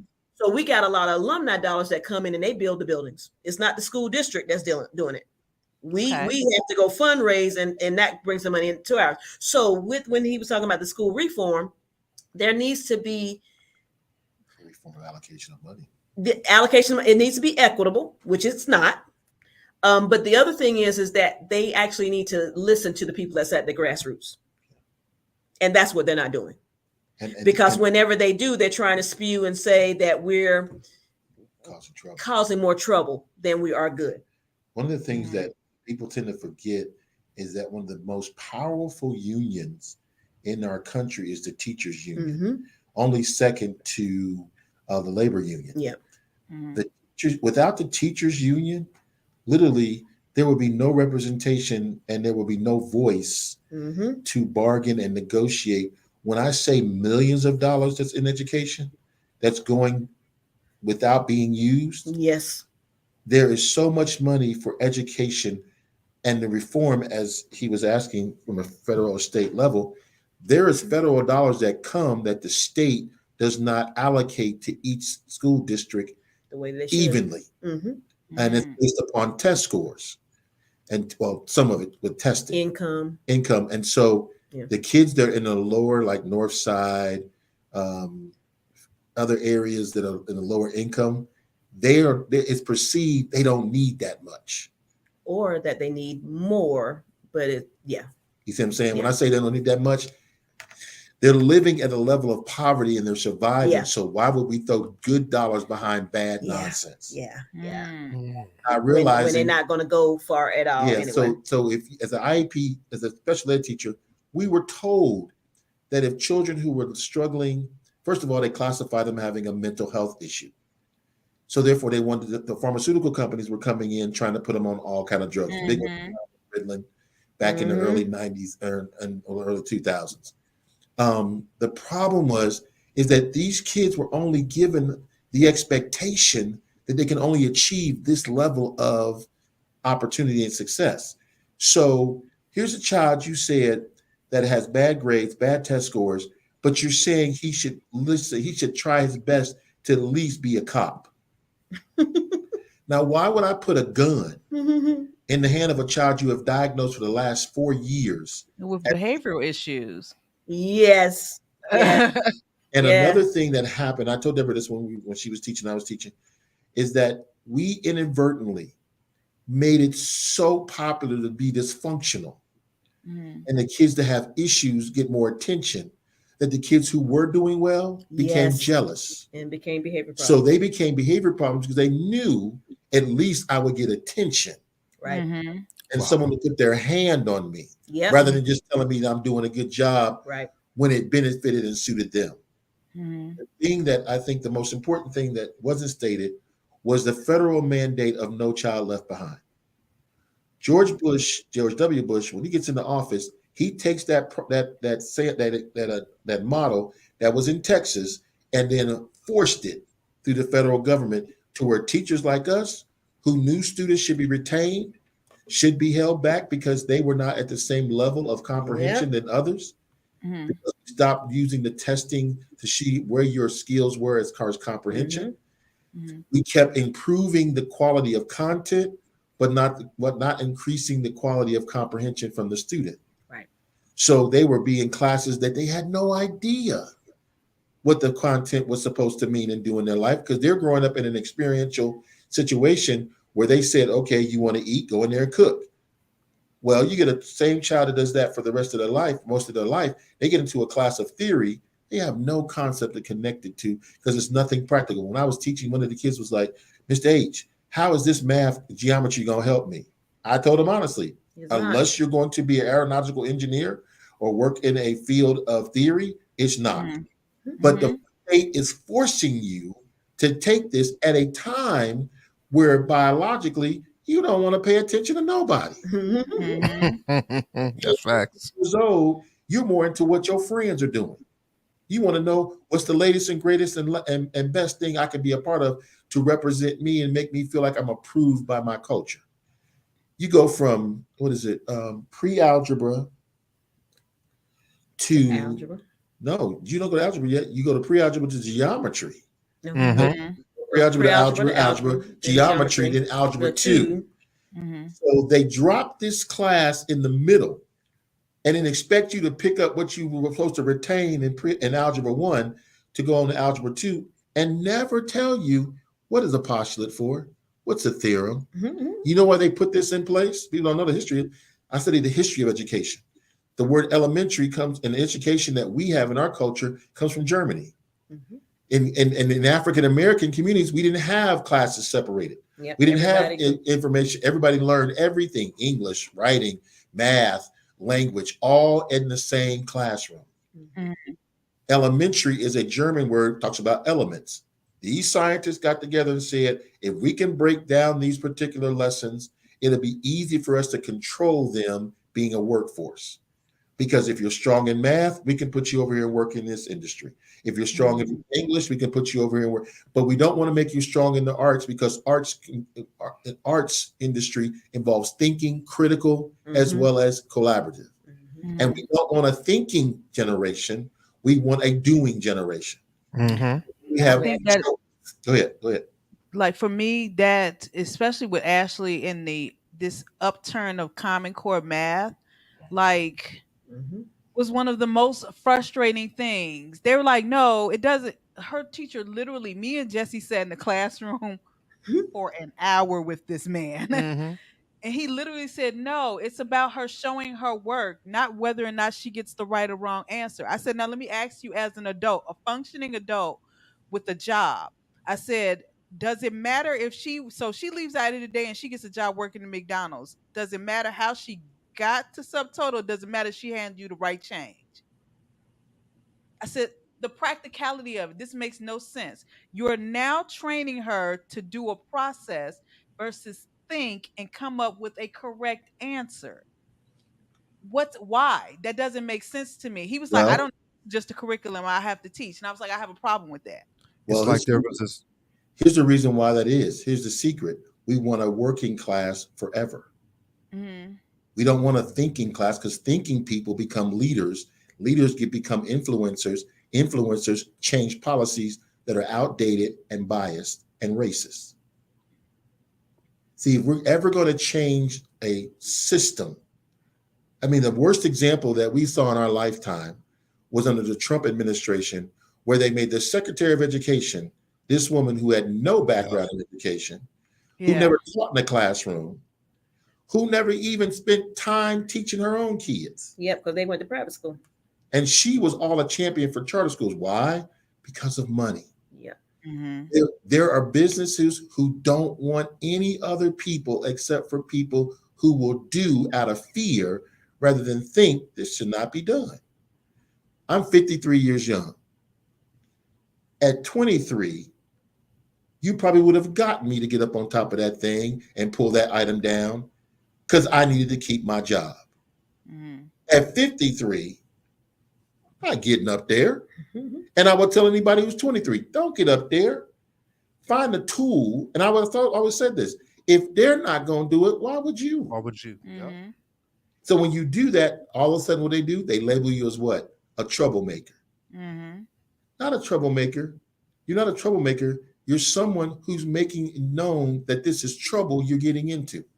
Mhm.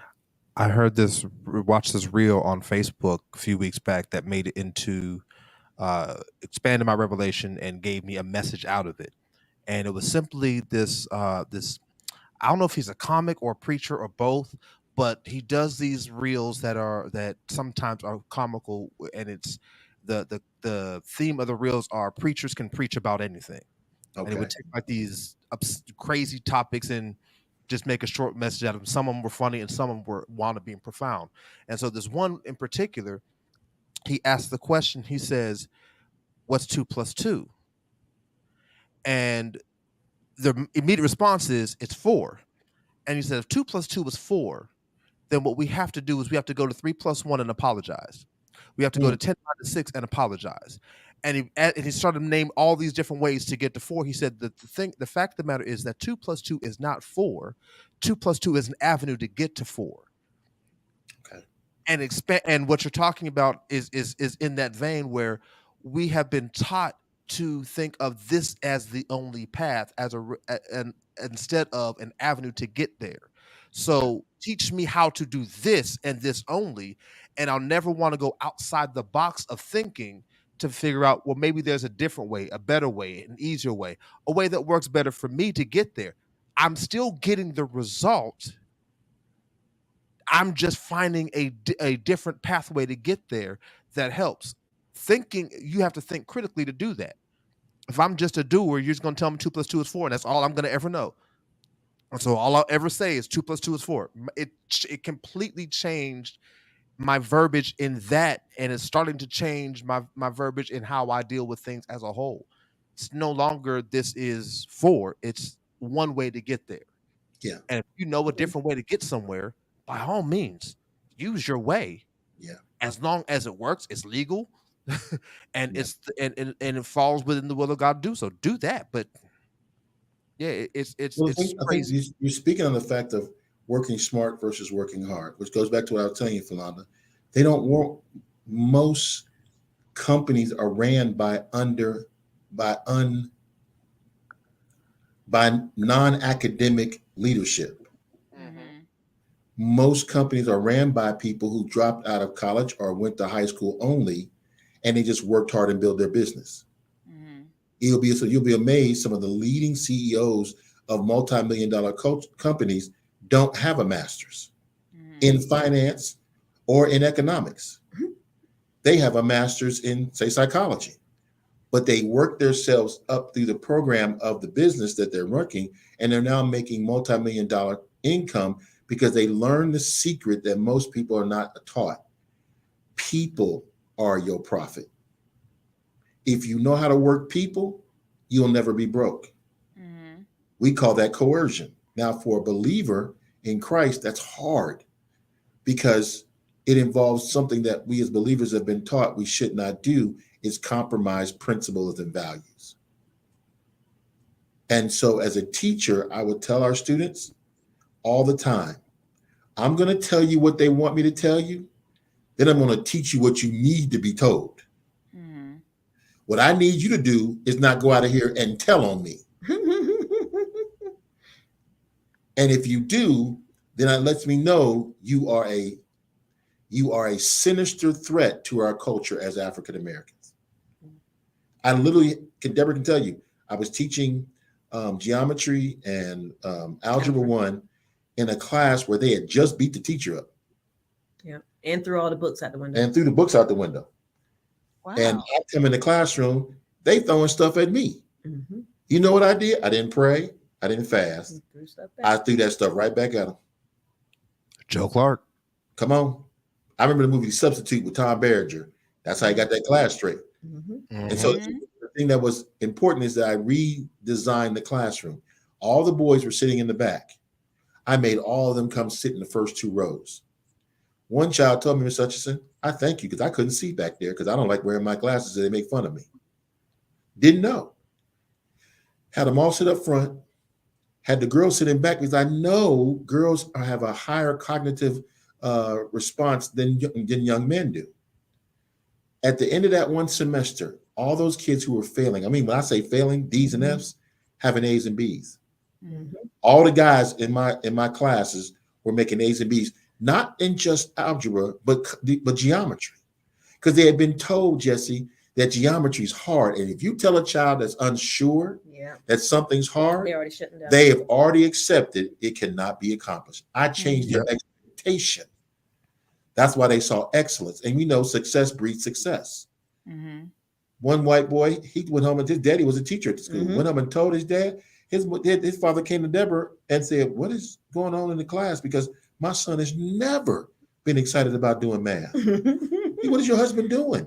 Because teachers want to help their students, Mm-hmm. but it's hard when Deborah says the best way to keep you in a position of stagnation is to keep you divided. If teachers are fighting against parents, parents are fighting against teachers, principals are fighting against teachers, teachers are fighting against administration. We have all these categories and categories of separation, and nobody wants to budge or say, hey, Let's get on one. let's get on one accord. One accord. Let's get on one path. So then we come up with these wonderful themes. Mm-hmm. And we tell you as a superintendent, it starts from the head on down. It never starts from the head down. Yeah. It starts from the neck down to the shoulders. Because you can move your head all you want to, your body will not move unless your neck does. Mm-hmm. Mm-hmm. And so we have this top tier situation in education, top tier situation in employment industries across the Yep. board, that whatever comes from the top, no matter how indifferent or how egregious or no matter how dysfunctional it is, we got to follow it. And to question, see, the moment you question that teacher, you found that he really wasn't an enemy. He was really a hostage. Mm-hmm. He had to teach what he had to teach because he got a mortgage payment. Yep. Mm-hmm. And he can't rock the boat because there's his kids depending on him. And he's looking like, if it come down to me and your child, I'm going to choose me. Mm-hmm. You never hear about the great teachers because they don't stay somewhere where they don't talk, where they tolerate or deal with average. Mm-hmm. You cannot change anything you're willing to put up with. Right. That's right. And so as a teacher, and as an educator, and for those listening, that goes across the lines. If you expect nothing, that's what you're going to receive. But if you expect greatness from your children, if you expect your children to go to class, I used to tell Danielle, you have one job, go to school. Mm-hmm. Your job is not to cook, clean for your brother and sister, not to make the food when I'm not there. All that can be alleviated through this one powerful word called preparation. Mm-hmm. If you're a working parent and you're a single parent and you have 2 jobs, rather than having your oldest child prepare the food for everybody, prep it. Mm-hmm. That means you got to get off your phone for a minute. You can't have Boo Man and them over there all night long playing cards, getting high with the weed. You're going to have to make some self-controlled decisions that will help you control yourself. And don't think you're missing. One of the things that used to bother us is that a lot of kids think they're missing out. So they'll go run to the bathroom to see a fight, but won't stay in class when they're learning something that's going to change their life. Mm-hmm. And so, as much as we can offer any kind of insight, you were not wrong in what you did. And watch this now. Don't let yourself think you didn't do enough wasn't enough for Ashley. You had a whole system. I think parents forget this. There is a whole system against us. Yes. Mm-hmm. And if your child goes to a school where they're only expected to play football, and only the ones who are playing football might go to scholarship, and those who are in scholarship been lied to that you're going to go to NFL, then guess NBA. what? All your child's going to come back and do and feel like a failure because they let you down. I had students when I was at Hughes that were going to school playing football because they felt that was their only way to make their family proud by bringing them out. Yep. Not the parents saying we just got to watch it. We got to get a budget.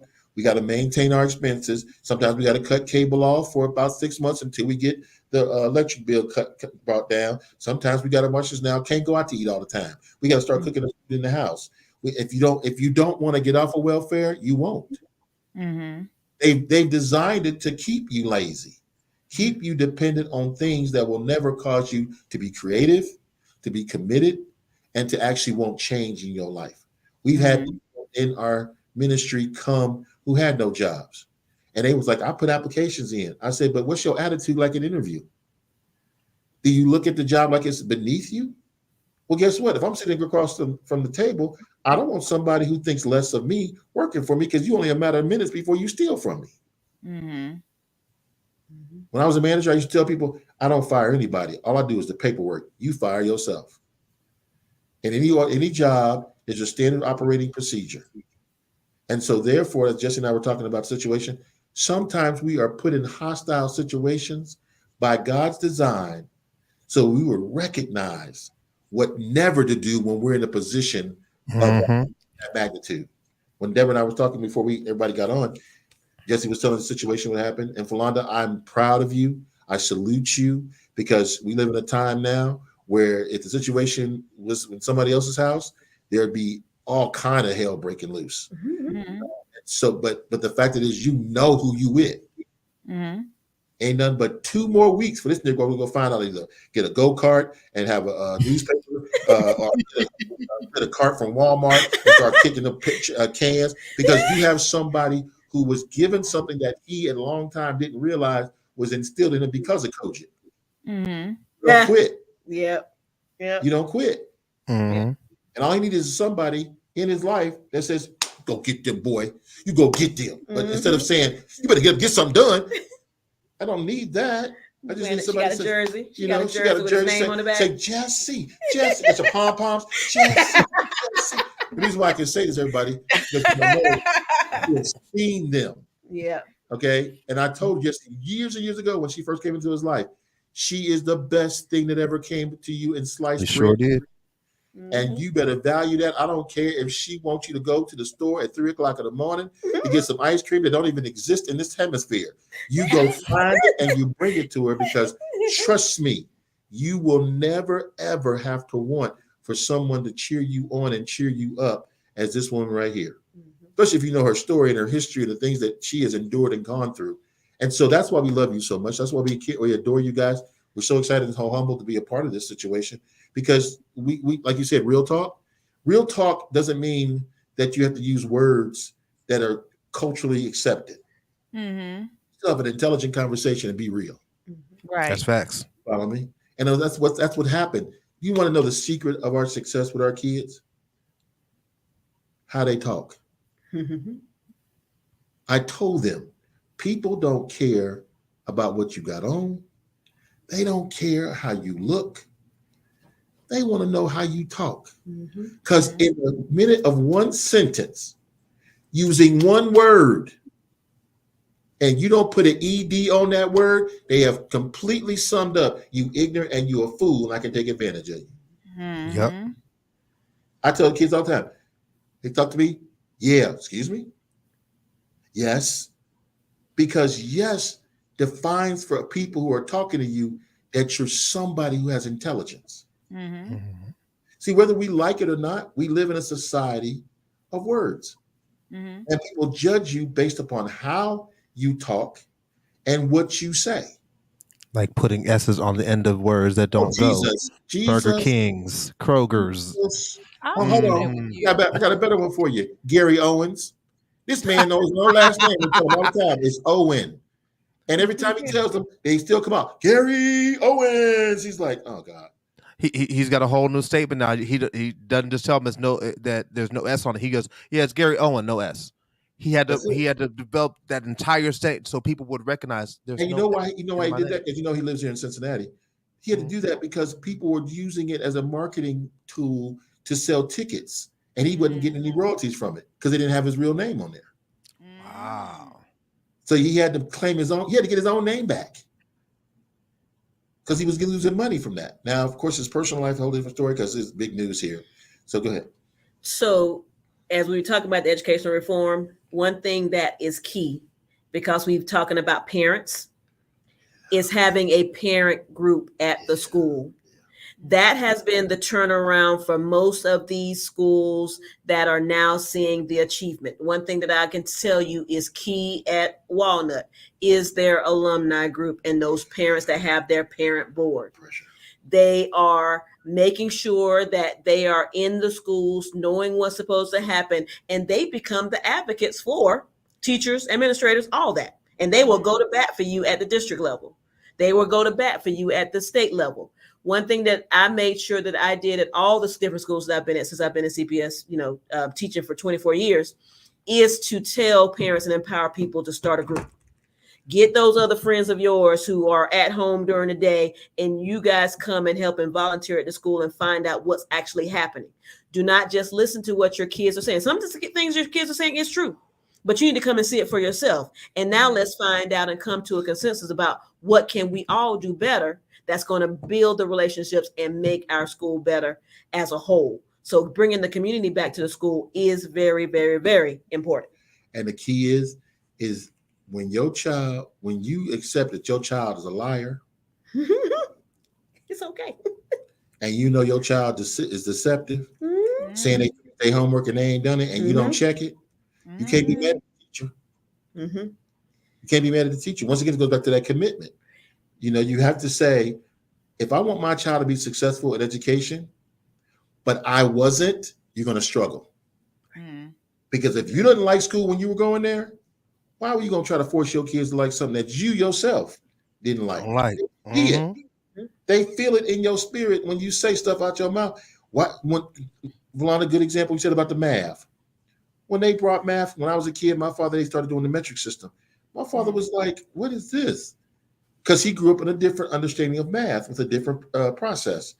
My father did not get frustrated and say, go learn it on your own. He went and got my book at night after coming off of work, second, third shift, and read the book, learned, did the problems himself. Because he said, I'm not going to let you use what you don't know be an excuse not to do what they're expecting you to do.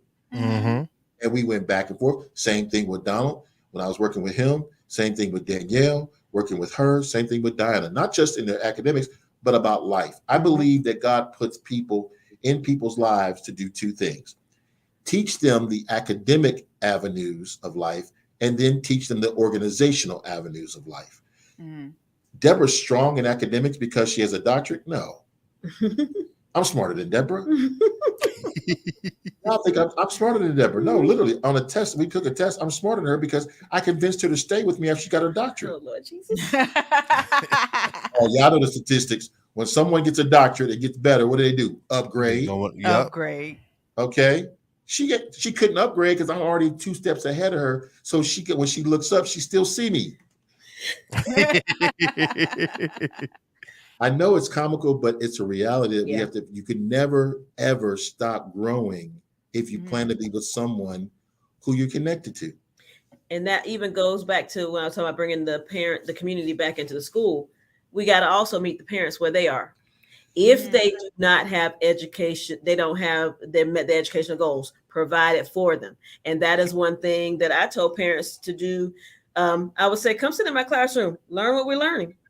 I said, don't let people make you think that you cannot come back and learn something else because it can help benefit you later. One thing that we do in our church is if people are having problems, they're wanting to go to school, let's sit down and let's talk about the things that you're going to need to know. We got to empower each other to build each other up because it's only going to help everyone else that's a part of the group or the ones that are coming after. When your kids see you doing your work and excelling, it causes them to do it. I started off my educational career as a teacher teaching adults.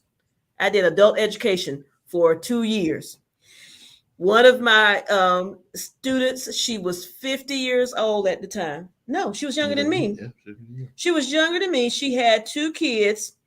These kids got put off the bus. They were suspended from the bus. They were only 4 and 5. Oh wow. They came off the bus in handcuffs. She was like, I don't know what to do. She was that typical Black mother who was cussing at the kids, telling them that they no good because the fathers weren't doing what they were supposed to do, because that was done to her. And when she was in my class, I said, these are the things that you're going to have to start doing.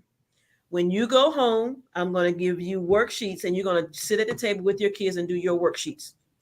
They're going to start seeing that you're doing your work with them. And I said, and also you're going to start changing your vocabulary that you use with them. Whenever you are ready to do the cuss word, you got to find another word. That's going to be your word. That's going to be for your word for the week. Because she was starting off at a very low level. So she was at the same level as her kids. They actually probably was at a little higher level than her. By the time probably 3 months passed, she was getting better. Her kids were not getting in as much trouble in school. We got her into a job. She became being the employee of the month. She also got plaques saying that she did not cuss people out. I mean, it was little things that we were all doing. That's awesome. Sure. And by the time, because I saw her kids when they were in their raw stage, I saw them later on, and they were coming up to me and hugging me and saying, thank you, Miss Deborah, because you helped us to see something different. And she told me, thank you for saving my life. Thank you for saving my life, she said, because you showed me something that nobody in my family ever thought. They thought that me starting this program, I was going to be just like them. Did she ever finish every program in there? No, but because she got that confidence about what she could do, it helped her and put her at another level so that now she can go into the parent conferences with the teachers and advocate for her kids, not just agree with what they was all saying. And literally, Right. most parents, to speak to the issue of parents don't come to parent-teacher conference, most parents are embarrassed. Yes. Because they're not educated. Yep. And they think being educated is white. Yep. Dr. Deborah sits right here. She'll tell you some of the worst critics of hers as parents are Black parents, because they ain't never seen no Black woman who's a doctorate of education. And it really relates to the fact that they're educated. Those who have a master's or a bachelor's will tell their kids, you respect her more than any other teacher because she's got an earned doctorate. Someone who just barely made it out of high school or dropped out, they're ashamed when they come around her, because they're like, she gonna look down on me and not realizing until you get to know her, she will smile at you, like Jesse said. I've seen a few of them smiles, not my direction, but I've seen her do them. But that's the thing, that most parents come in already intimidated. Yeah. And not realizing they should be thankful that somebody is willing to partner with them to make their child a productive citizen. Yeah. She's not a good student, a productive citizen. Yeah. That's why I always tell people, if you're raising a child, you're doing it wrong. You got to create a productive citizen. Yeah. You want somebody who's going to influence. Philonda, the reason why your daughter will be a great mother, because she's seen you be a great mother through some of the most horrendous situations. And y'all are like sisters. Y'all so close and so tight. No, literally, I've seen you for years. You guys are so close and so tight. And Jesse had to compliment that. He couldn't be just a stepdaddy. Remember, first things he told me, he was like, I broke that down. We don't have no step nobody. Right. You follow me? And you trusted the fact that this man was going to treat your child better than any other man ever could possibly do. And he had to work hard on that. It was some years before you let that go. It wasn't even just that that was a thing. It was something she instilled. Like, a lot of that dynamic came from her. We had conversations where she said, listen, if we gonna be a family, you have to treat her like she is your daughter. So if she gets out of line, you got to do with her as if she was your daughter. Don't come to me and be like, Philonda, you need to take. No, that's your daughter.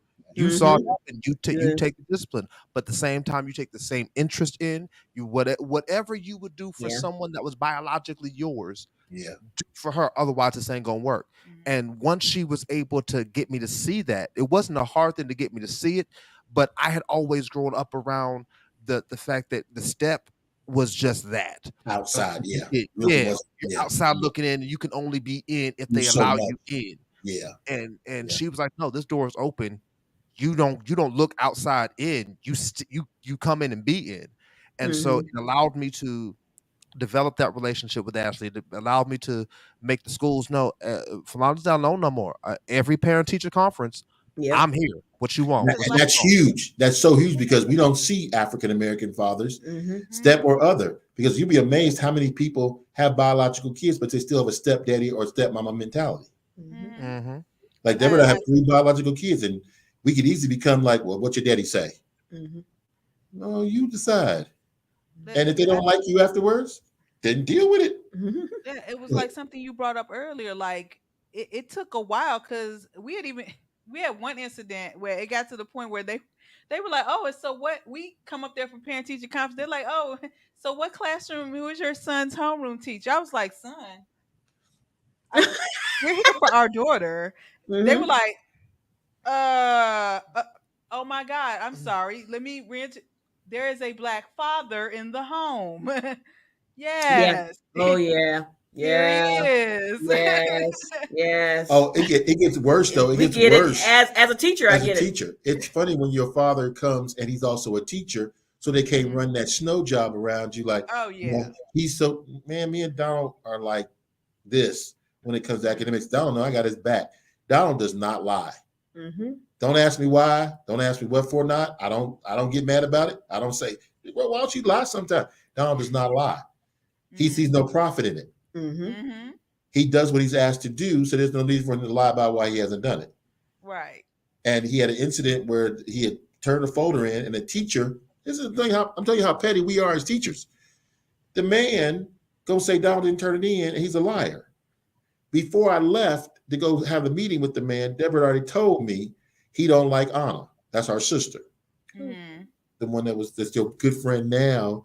Though No, his he didn't know son, Anna. yeah, remember he said he had a short complex, and y'all warned me about he don't like he did. No. Barrett was the one he did not look people in the eye. Yeah, no, but I remember he said he had a problem. He told me he had a problem with Anna being a science teacher. Mm-mm. That's what y'all told me because I went in with both guns, Mm. Jesse. No, it was And- something else. It was just something else. And because he about didn't it, like, he Yeah. was a short man. I was on my tippy toes the whole time Oh, talking Lord. to him. Oh Lord. I would have did the same Um, thing. I I'm an promise idiot. you, I would have. Idiot. So he gonna say Donald didn't turn in work. I said, no. Now, one thing my son does not do is lie about his work. I said, if he said he did the assignment and he turned in the folder, it's done. And the kids in the classroom said he turned it in. Mm-hmm. He was gonna fail down on that. And the reason why I had to go up there, because at Walnut Hills, they try to fail out black boys in the 8th grade so they don't Right. go to the 9th. Right. That's a Mm. trend that they had. Weeding out process. And a lot of the kids who left ended up going to other schools and excelling. For example, the young lady I was telling you about earlier, who had met, her daughter's name was Penelope. She ended up graduating from Withrow and is now a registered nurse. But she started off at Walnut Hills and she said, I couldn't deal with it. It was too big. Another issue about education. If you get kids who come from a small elementary school and go to this huge school where, man, 7th through 12th, you got 12-year-olds going to school with 18, 19. 3,500 kids plus. This college prep. And guess what? They're not concerned about the emotional effect it has on you because they're trying to prepare you for college. Mm-hmm. And they're saying at a certain stage in your life, you don't need your mother and father anymore making decisions. So what are they creating? An ism Mm-hmm. of division that says, well, I can do my own thing. Deborah will tell you she got a lot of kids that call their parents by their first name. Our kids said that one time. I said, what? Who is that? You talking to yourself, dog? Mm-hmm. Because the only dog that's up in here that's going to be called by first name is your mama. Ashley, at her big old age of 27, people be like, and what's your mom's name? Her name is Mommy. And you're not gonna disrespect her. There you go. Mm-hmm. And see what we've done in education is we've made parenting an enemy of the state. Mhm. See, if I correct my child at home, Deborah taught me this years ago. Your children act one way at home and act another way at school. Mhm. Your job is to make sure they act the right way at school and let them wild out at home. Well, I come from a different mentality. You're gonna be consistent whether you're at home Right. or whether you're in school. So whenever we would meet parents, I ain't even have to ask you what your child's name was. I sit and watch you talk. I know who your mama is. I know who your child is, because all they do is reflect Yep. Mhm. what they see modeled at home. People would always Mhm. ask us about Donald. He don't say much in class. He does what he's supposed to do. I said he don't like us either. You know how long it took for this kid to actually That's not a You learn don't want us? to talk to us But either. because Donald and Danielle are a year apart and they were going to the same schools, they compared Danielle outgoing, talkative, and said, why isn't Donald the same? Because he's learning you. A different Mhm. person. And he's trying to decide whether or not he's going to invite you into his world, because he ain't coming to yours. He's 25 years old, and to this day, he does it. Even when he was 3 years old in preschool, people were like, he don't say much. I said, because he's learning you. See, I learned years ago to ask this question: what type of child do I have? Mm. And I found out my oldest is the why child. She want to know why everything is. That's why she's practicing immigration law, and she's helping other young kids find out their purpose in life. Mhm. Donald is the how child. Why do you say that? This boy was so interested in seeing the VHS tape going in and out of the beta of the VHS player. Now he's 2-3 years old. He then got the screwdriver and took the whole thing apart just to find out where the tape's going. He left it. I said, hey, you gonna put that back together? He's like, man, you know I can't put it back together. I'm 3 years old, bro. Come on. Diana, she's the when child. When is this gonna happen? When is this gonna take place? You have to know what child you're dealing with in order to help them understand who they are and not to be embarrassed by it. Teachers have unfortunately been forced to teach kids like a one size fits all. Right. Mhm. You can't. The most successful teachers are teachers who understand I'm not a manager, I'm a leader. A manager maintains the status quo. A leader breaks rules. Mhm. Deborah, when she was teaching in one of the at-risk schools she was teaching that years ago, she became such a mother figure for some of these kids. I had to pull her back because you're acting like these kids are kids. I would come over to visit school. That's my mom as a teacher. Hey, Mr. Hutchinson, yeah, I'm your daughter. Such a no, you ain't my daughter. I don't even know your mom. I'm saying I'm in a practical mindset. I ain't never met your mama. I ain't never been with your mama. I don't know who your mama is.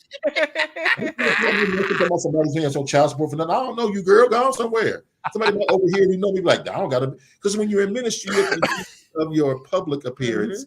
Somebody be like, I don't got a baby. They got a child go to Aiken. And his wife teach over there. Does she know? No. I thought there was some of them kids that we, they family. They my mamas and daddies. No. And it got so bad, one child went and hacked her Facebook page and put her picture in with our kids. No, she did not. Wow. Picture and put it on her phone.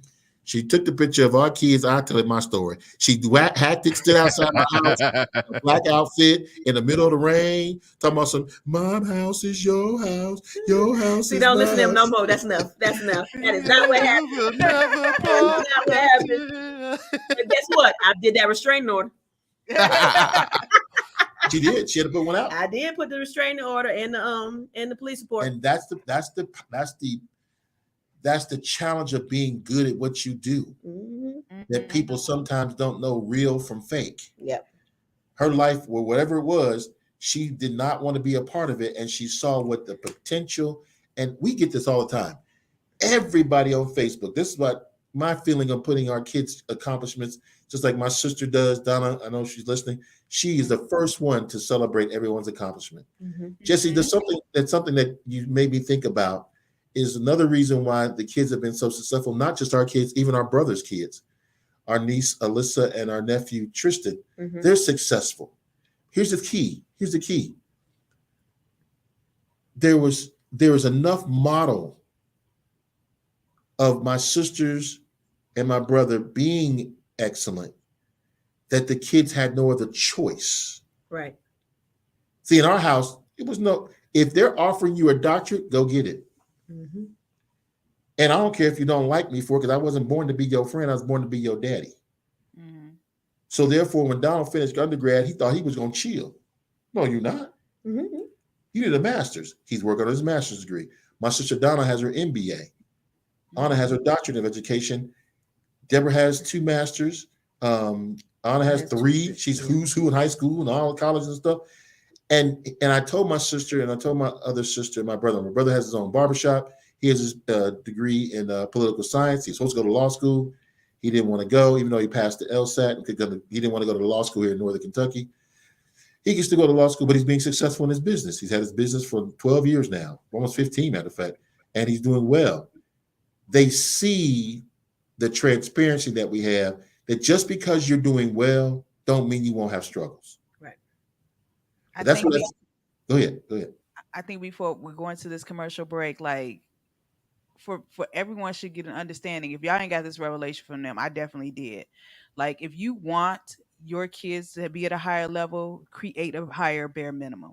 Yeah. Like, the goal is not to keep your daughter off the pole. Yeah. The goal is for her. I mean, wait. Now that is still a goal. Don't drop that as a goal. Keep that as a goal. Have more than that goal, but keep that as a goal. But no, like the bare. You're so like, silly. if you want to see different, create a different bare minimum. Like for me, like it was always it was not an option. I'm like, it's not an option. Like, you do need to graduate. You not finna be a part of the parent club and the photography club at the same time in high school. This is not a thing. Yeah.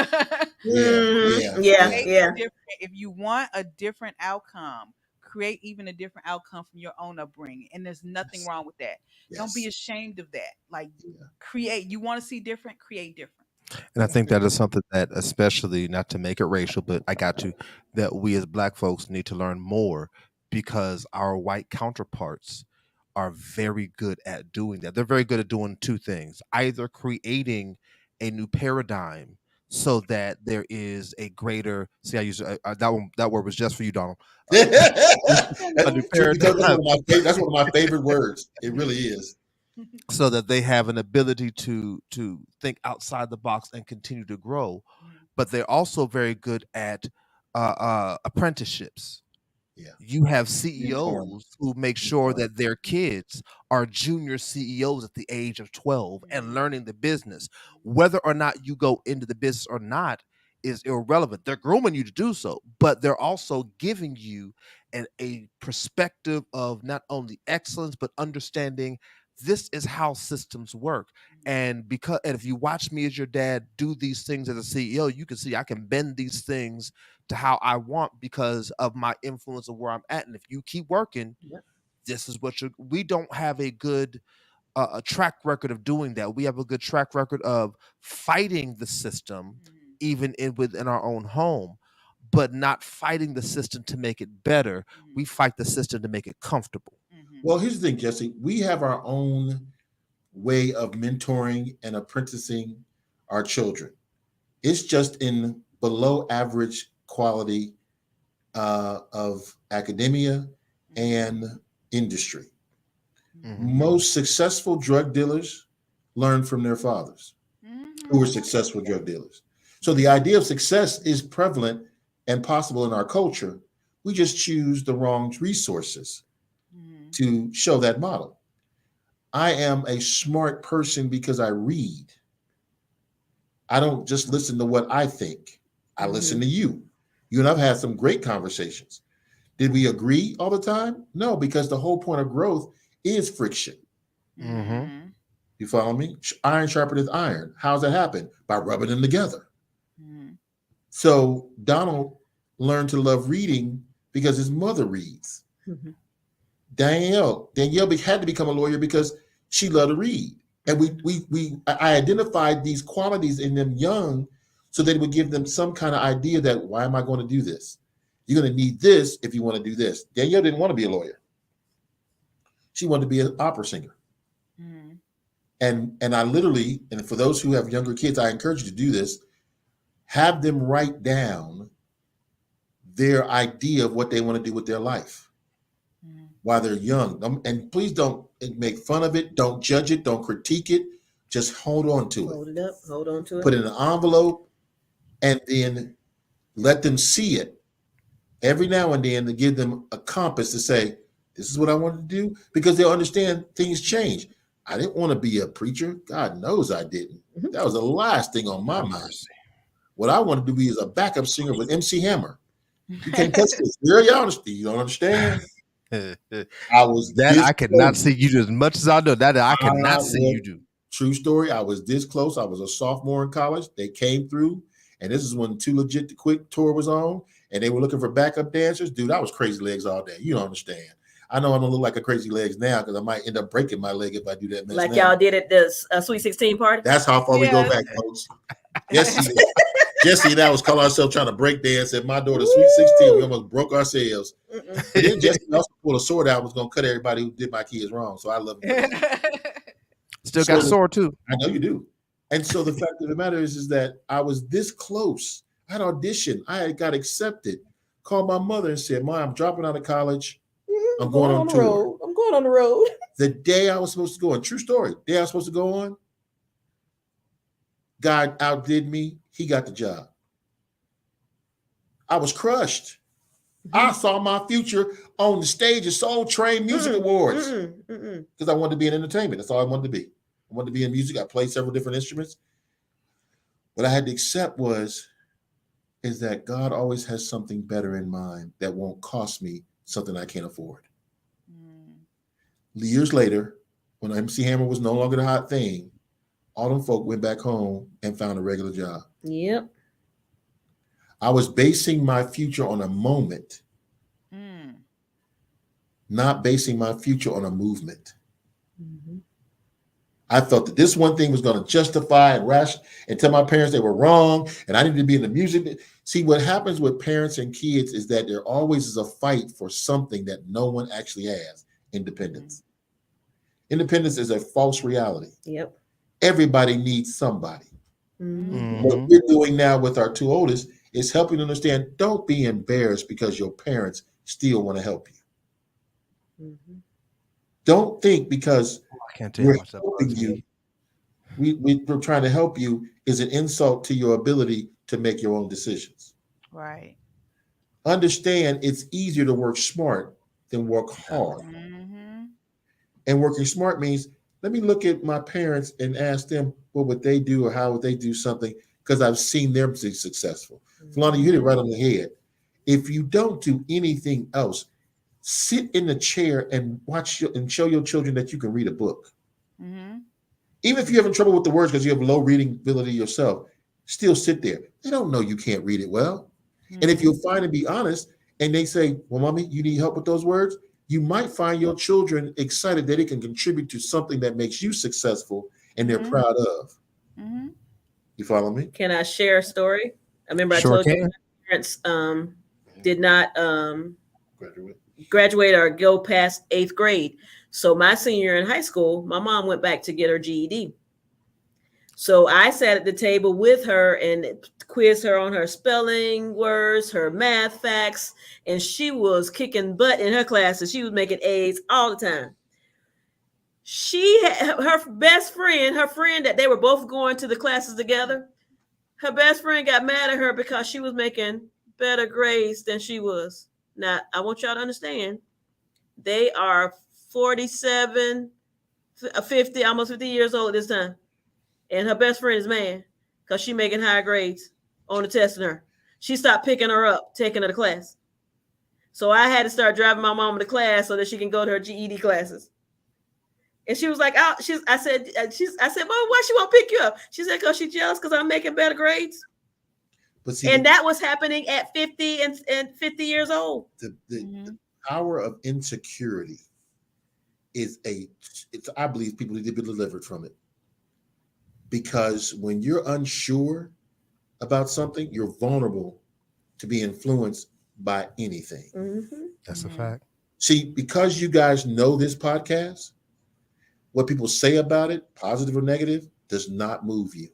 Mm-hmm. You're guided by a principle that we want to bring diverse groups together because we know there's more we can do together. Some of them say to you guys, I want you to hear this. Dr. Deborah talked about parent groups. The key from a federal and state level is you have to have a politician in your pocket. Mm-hmm. If you don't have a voice at the state or federal level, that's why unions are important. Teachers' unions are important. They get behind politicians who understand the agenda, and they will not support anybody without that. We just had a massive vote on abortion. The reason why that was, it was a referendum on those who say we don't want an abortion at all. And so what was they expecting going to happen? When you tell people they can't have what, even if it's not good for them, they can't have it, they're going to force you to give it to them. Mm-hmm. I met a friend years ago, a guy who worked at BET when it was black owned. He was in charge of the videos. Remember videos back in the day, back in the early 90s, late 90s? I asked him one day, I said, Wes, why do y'all show black women half naked? You know, this is when Deborah Lee, profound African-American woman, was the president. Programming, Stephen Hill, all this. He said, Don, honestly, if the people wouldn't want it, we wouldn't show it. That's right. But our advertisers only pay for the viewership that people look at. Mm-hmm.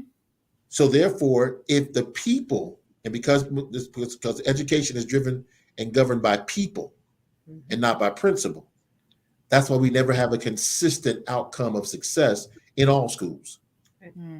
There are people who want black teachers and black professors and black principals to fail. Yeah. Because the development area that they're in is trying to be bought up by private organizations.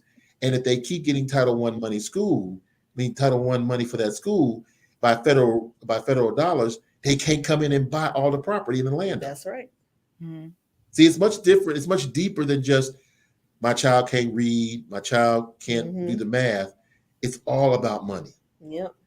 It's all about money. How do I get this school to close down so I can sell the real estate Yes. to a business that wants to come in And make it And grow. develop that land. There you go. So because their thing is we could put all those kids in other schools. Yep. So we already used to overcrowding. Mm-hmm. Listen to the teachers when they 32 kids 35, 45. in have one 45 classroom. in one classroom. How are you supposed to successfully teach and attend to the individual need of that child? And you got 40 other children to deal with, and most of them are bored. Yep. You don't. You know, so. And on that note, we've had a ton of gems. I really hope y'all love the deep portion. I had a second segment I was going to get into that, but we've gotten into so much deep, and I know I want to have y'all back on anyway. I'm gonna save that portion for the second time I have y'all back on. We're gonna take a quick break. Hear from one of our sponsors. We're gonna come back with my favorite segment of the Real Talk Podcast, the Real Talk Banter. We'll be right back after these messages. Hey y'all, what's going on? My name is Marcus, host of Correct Me If I'm Wrong podcast, and I do the show with my co-host Candoria Lier. We are based out of Albuquerque, Pennsylvania. On my show, we talk about pretty much any and everything. You can catch our content on Spotify, Apple Podcasts, Google Podcasts, Anchor, and YouTube. So if you ever get a chance, make sure you check us out. Greatly appreciate it. Thank you. Don't forget to smile. It's a good look.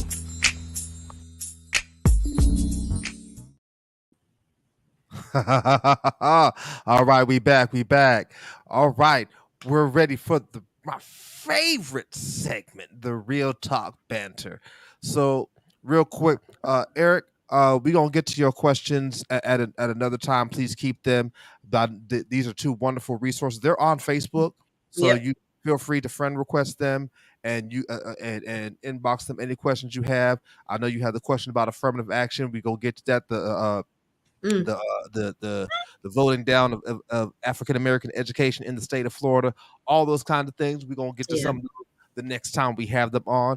I'm trying to do a little condensing of our podcast.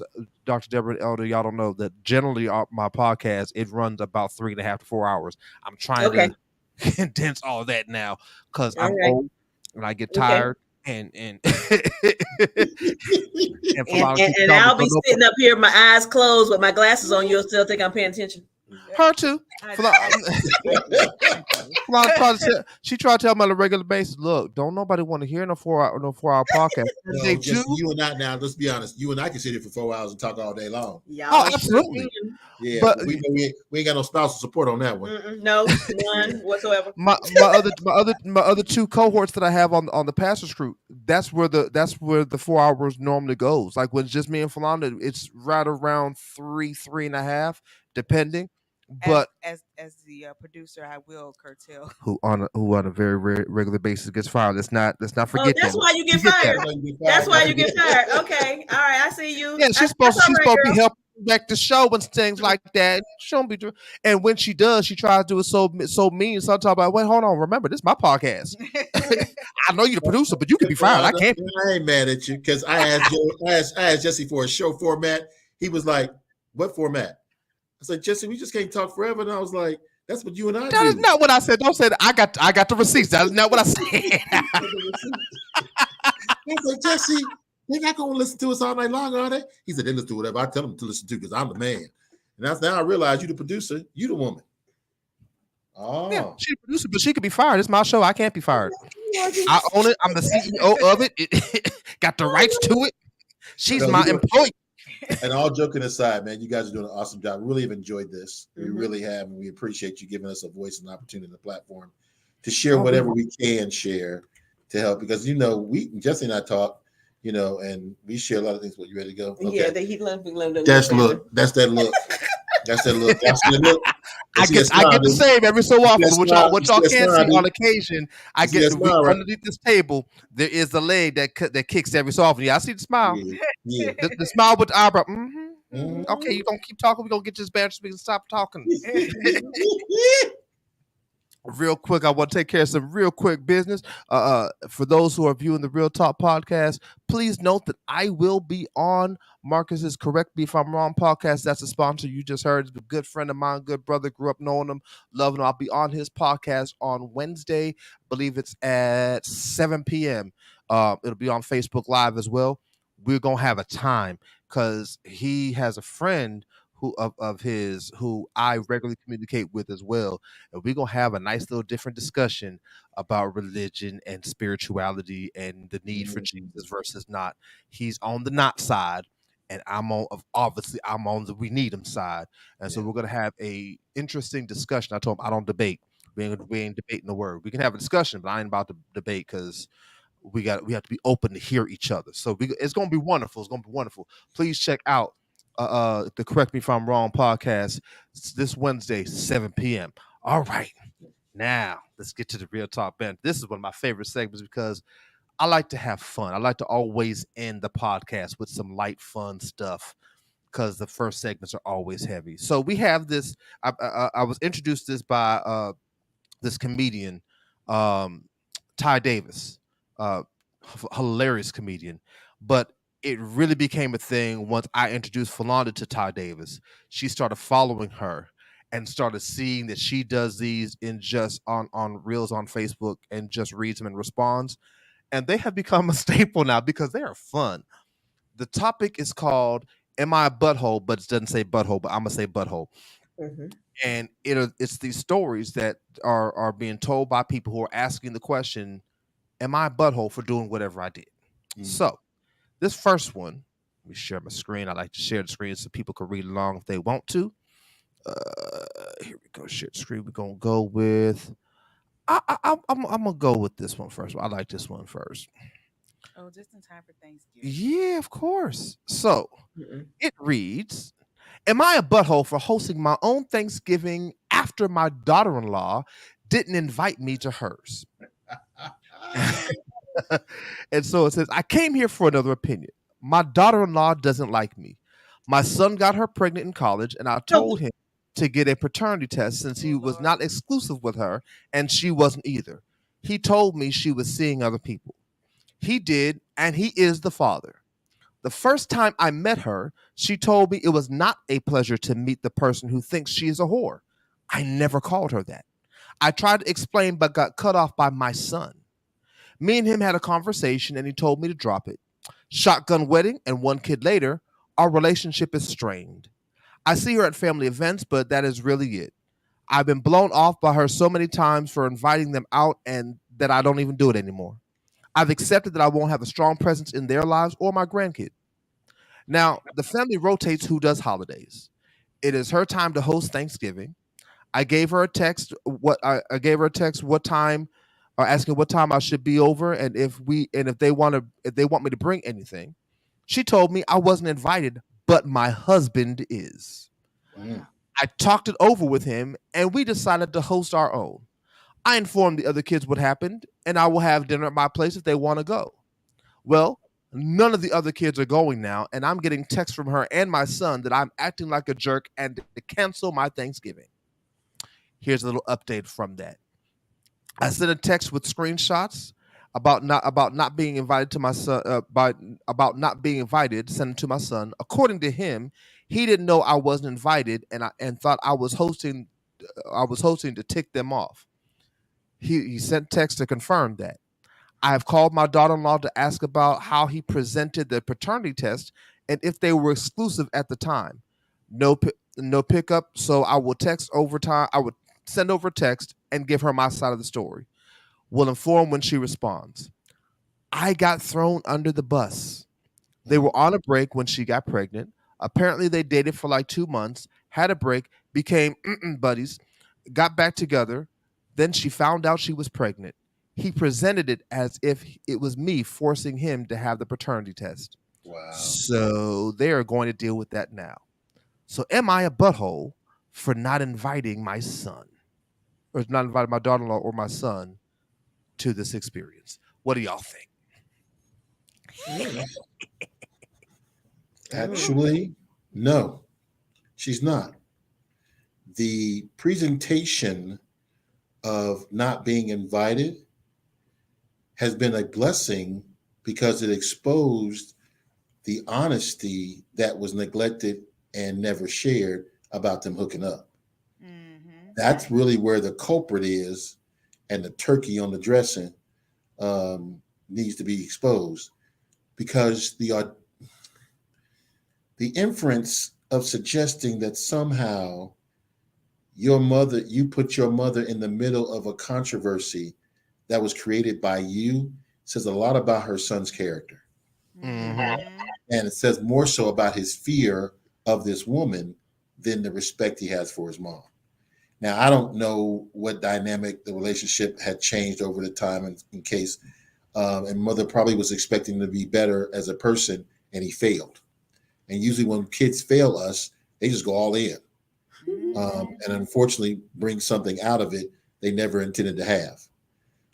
The relationship that this woman can only have is one of none. And it's going to be something that's going to take the maturity and the honest acknowledgement of the son and the daughter-in-law to recognize they are wrong. And until they come to that mature place, there will be two separate Thanksgivings all day. And I guarantee you it has a lot to do with the fact of the mother probably has a lot of influence over that son. That's probably all her children. And there's a breaking away of the son no longer wanting to be influenced by his mom. And he's probably using the daughter-in-law to advocate his freedom from the situation of his mother. Instead of just being honest, you're a grown man. You done had a whole child out here in the streets. You're a grown man. Not according to his mom. She probably is a very overbearing, and I would use overbearing, but that's not really a good thing to say, but she's probably overbearing, but she considers being overprotective. She's just protecting her child from all these skanks. And I'll be honest with you, if a mother's protecting her son from these skanks, it's because probably she has some skanks in her closet, some skanky days. So, and I use our example. When Deborah and I first started dating and we got pregnant before we got married with Danielle. That's why I want to say it, because I knew he's going to act all out. I thought you was a Christian. And I'm like, that's why I didn't want to bring it up in the beginning. Because I knew he's going to act all brand new. That's why I didn't say nothing in the beginning. Yeah, that's why I didn't say anything about how our part of our origin story. But my mother, and here's the thing. My mother had the same situation. My dad wanted to get married before he went to the military. My mother didn't want to. She was in college. My father ended up getting her pregnant. Hi, hello, right here. And the discovery of that, when Deborah and I found out we were pregnant, the funny thing was that we saw the parallel. My mother was concerned, My parents too. and her parents was concerned that she wouldn't finish school, or we wouldn't finish school, because I was still in school as well. My mother loved Deborah. But years later, she tells me she thinks Deborah got pregnant to keep me. And I said, huh? Now what you got to see the context now. I'm trying to get my undergraduate. That's bachelor's for everybody to understand. Deborah already got a bachelor's. She working on a master's or a PhD.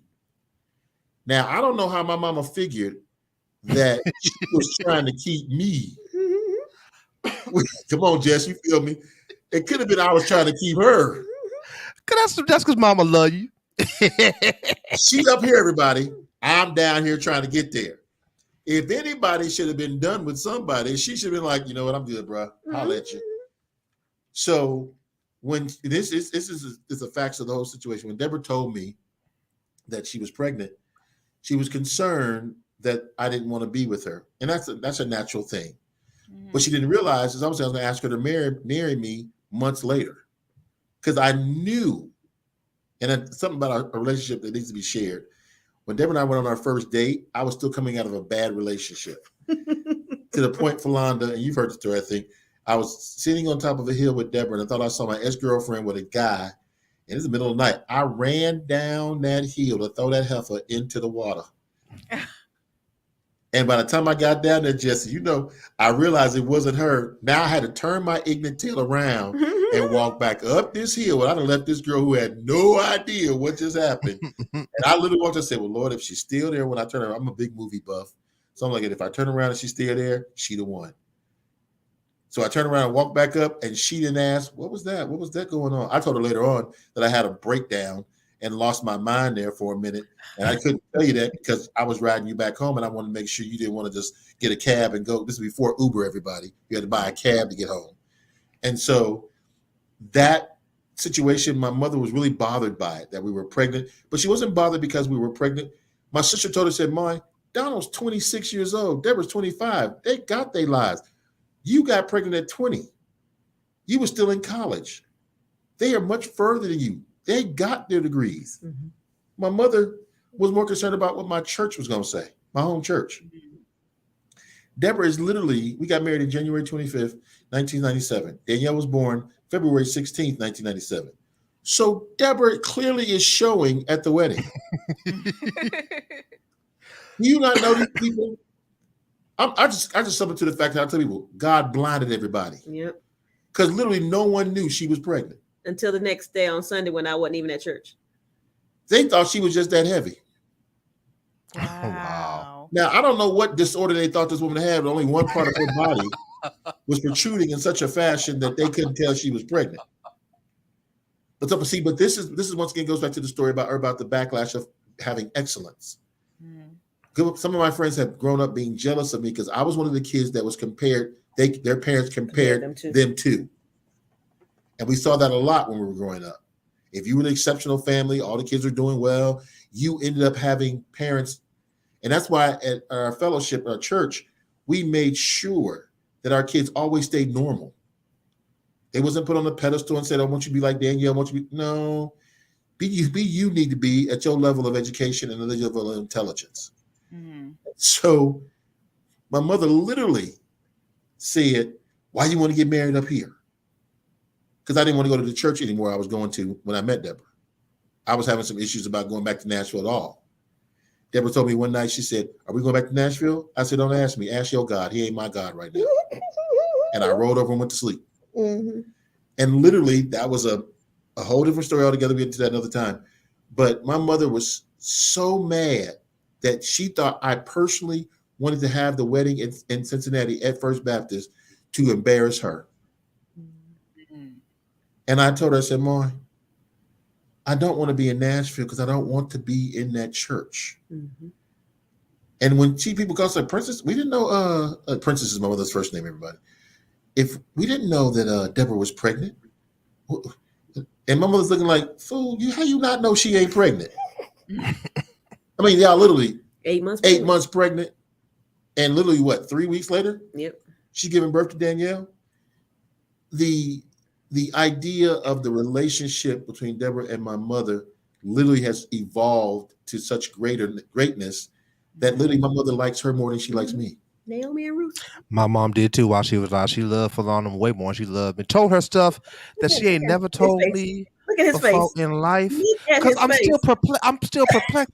Like, I know she cute and she wonderful and just all of that, but I came out of you.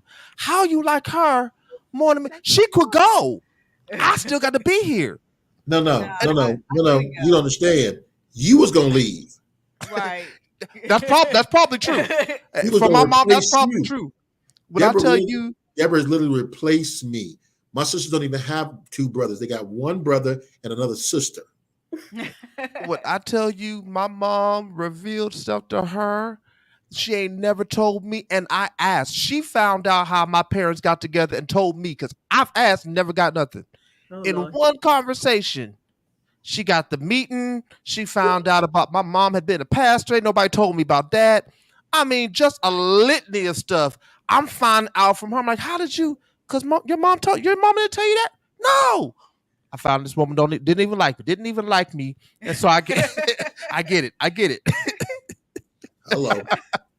And it's funny because for a while I had to deal, like back to our scenario, had to tell my mother, hey, I was here first. Literally had to tell her personally. I mean, literally. And then when Deborah would see in my household, I don't know about anybody else's household, my parents are your big advocate, champion, cheerleader until you mess up. And they will be your most fierce critic, and they will dog you out before anybody else does because they feel like we're going to take care of you here, break you down, build you back up, and remake you over in the image of us. Mm-hmm. Okay? And so she would be critical of Deborah, and I told her, hey, my father's different. My father told me before I even got married, before I even met Deborah, if you get married and your mama starting crazy, send her back over here. That's your house. That's your wife. She ain't got no business being in it. Well, when it came time for me to do that and put my mom in my place, father said, who you talking to? That's your mom. I'm like, wait. Remember on the porch that night you told me? I don't have no idea what you told me. No, I was drinking back that time, so I ain't got nothing to do with it. I was like, yeah, no support. But literally, there is always, whenever there's a disagreement, I don't even argue because I know Deborah gonna win. My mother be like, the spirit told me that she was right and you was wrong. Well, I stopped putting that on the spirit of God. Now, you know that ain't right. She ain't said the spirit of God. She said the spirit. She never qualified which spirit. Now, Jesse, you know my mama. You know what spirit she's talking about. She's talking about the Holy Spirit, Spirit of God, Spirit of Jesus, Spirit of grace, Spirit of light, Spirit of love. You know my mama. Jesse know my mama. My mama will talk to Jesse like she talked to me. Sure will. She don't like Jesse. She likes Valanda. And Ashley, that's the other grandbaby. Because when Valanda first came, I've only known them for a little bit. I know. I've been She around came to the house, and my mama was like, I decades. like her. I like her a lot. Mm-hmm. Yeah, What Jesse. about baby Ashley? She good enough to keep Jesse in check because you and Jesse. Wow, I ain't got nothing to do with that. That's Jesse. But that's how we are, everybody. That's how we roll. We family. And my mama does not shirk or cut corners with anybody that she likes. If she don't like you, you'll never know it because she won't speak to you. Mm-hmm. She love hard. Yeah, she love hard, all right. Mm-hmm. Yeah, trust me. So that situation, yeah, she's not in the wrong. She's not in the wrong. And when you tell the whole story and you get the context, there's no way anybody can say this woman's wrong because what you're trying to do, you're trying to force her to be something she's not. Right. Oh, here the contrarian. Come on, contrarian. Come on, the opposed. I think she was wrong. And I How say so? that she was wrong because she didn't act up. She asked, was she the butthole? Yeah, because she wasn't butthole enough. So here's how this should have gone down. Oh gosh. Okay. I didn't expect that twist. Okay, go ahead. Here's how this should have gone down. So you don't invite me, you invite my husband. Okay, cool. We ain't having Thanksgiving. I'm not. No. Baby, go ahead and go. All right. And in 10 minutes after you get there, I'm gonna wait till I know y'all. I want you to text me when y'all are good, settled down, and in the middle of the dinner. And I'm busting in, and I'm gonna act a fool, and I'm gonna turn over the tables like Ooh, Jesus did the You money know what? changers. You know I'm what? ruining Thanksgiving. You got I'm the gonna doves. ruin this. They got the Since you blind don't doves. want to invite me and want to invite my husband, cause see, I'm gonna Blind make it doves. look. I'm gonna make it look like a whole different thing. How you gonna When invite doves my cry, husband and not invite me? What you want you got my son now? You want the original? Is that what it is? No, we ain't gonna have that. I'm gonna tear this whole doves place are up. wrong. I'm tearing up the kitchen. I'm tearing up the living room. I'm I'm busting your throwing that TV. turkey out. I promise you, by the time I'm done, y'all will never forget this Thanksgiving. The only reason she a butthole is because she wasn't butthole enough. She was Okay. wrong because she didn't I go like off. that It should twist. have gone off. I It like should have that twist. been like Claire Huxtable and Vanessa with the big fun Yes, and the the rest. big fun. Yes, big Uh-huh. fun. Oh, big fun. Except it would have came out even worse. Oh, so you want to go and go to the restaurant and have big fun? Okay, let me show you some big fun. Y'all like, and then when I find out my son decided to make me look like I'm crazy, now I'm gonna go doubly crazy on you. See, Oh, here the wow. problem: she did not go off enough when he was a kid, so he thought he could pull this as an adult. So, but now that you're an adult, there's different rules. With a kid, it's called child abuse. When you are an adult, it's a fight. There's Uh-oh. difference now. Now that you're an adult, I can break your kneecaps and it not be child abuse no more. You my Right. child, but it's a fight. So I'm coming at you because you thought I was you. You made me look like I'm crazy. Let me show you how crazy I can be. Yeah. That's why. That's what I All think right. should have happened. That's You what she being should have done. grown man Jesus. You was grown man Yeah. Jesus. Not Oh baby Jesus. yeah. You I'm was not even gonna grown be man grown man. Jesus. I'm being Jesus' daddy. Yeah. Old Oh, Testament. oh, Yeah. OT, you OT, you OT. All right, Yeah. OG, OG, He OT. ain't. Okay. Y'all know Yahweh ain't had no chill. He killed a whole. He He killed made people a off all whole the time. generation of folk. He said was gonna get into a promise that he let a whole generation of them go because they had a little bit of disrespect. Come better on use now, the Bible. You better talk about the Bible. You didn't rewrote the right? whole Thanksgiving promise.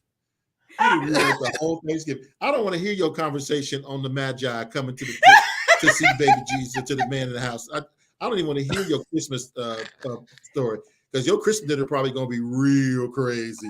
You gonna try to Yes. take the gifts and burn them down and take the tree out and throw it in the trash. What you bring? First of all, what you bringing gold to my baby boy for? No, this is my gold. He ain't did nothing. Let me tell you that right now. We got bills to pay. You know that donkey costs a lot, right?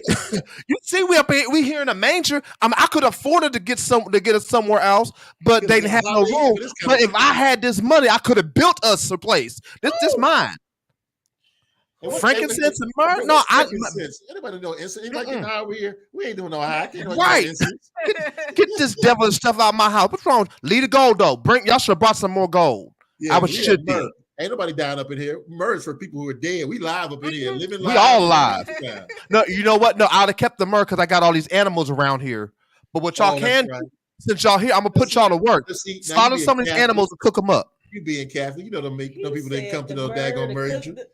They went to the house. You know, the child was 2 years old, trying to make them believe. The shepherds went to the daggone manger. They ain't had nothing. That's why they didn't leave them nothing. It's like, oh, he the baby Jesus. They was like, where the gifts? You know, Mary was looking like Joseph. Where the gifts? You done brought your boys over here and they ain't leaving nothing behind. So that's what the problem is. Always having your friends over who always eating up everything, taking everything. Look, woman. You done messed around and had a baby that ate mine. Don't play with me. Let's not bring it up. Let's not bring it up. And you expect me to believe that God impregnated you.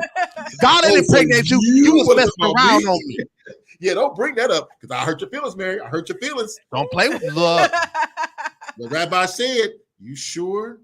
Well, the Lord told me that she was pregnant with the Lord. Well, Joe, were you sure? Because on Facebook, everybody said. Everybody said now. Everybody said now. Everybody said it was Bobby down the way over in the third ward of the of Lower East Israel. Oh my goodness! Yeah, I hear what you're saying. Like, give him a reason to call her that. Yeah. Yeah. All day. Okay, I got another one for you. Just I'm gonna let this be the last one, and we're gonna do the keep one, and then be out. But I got two good ones. I'm trying to.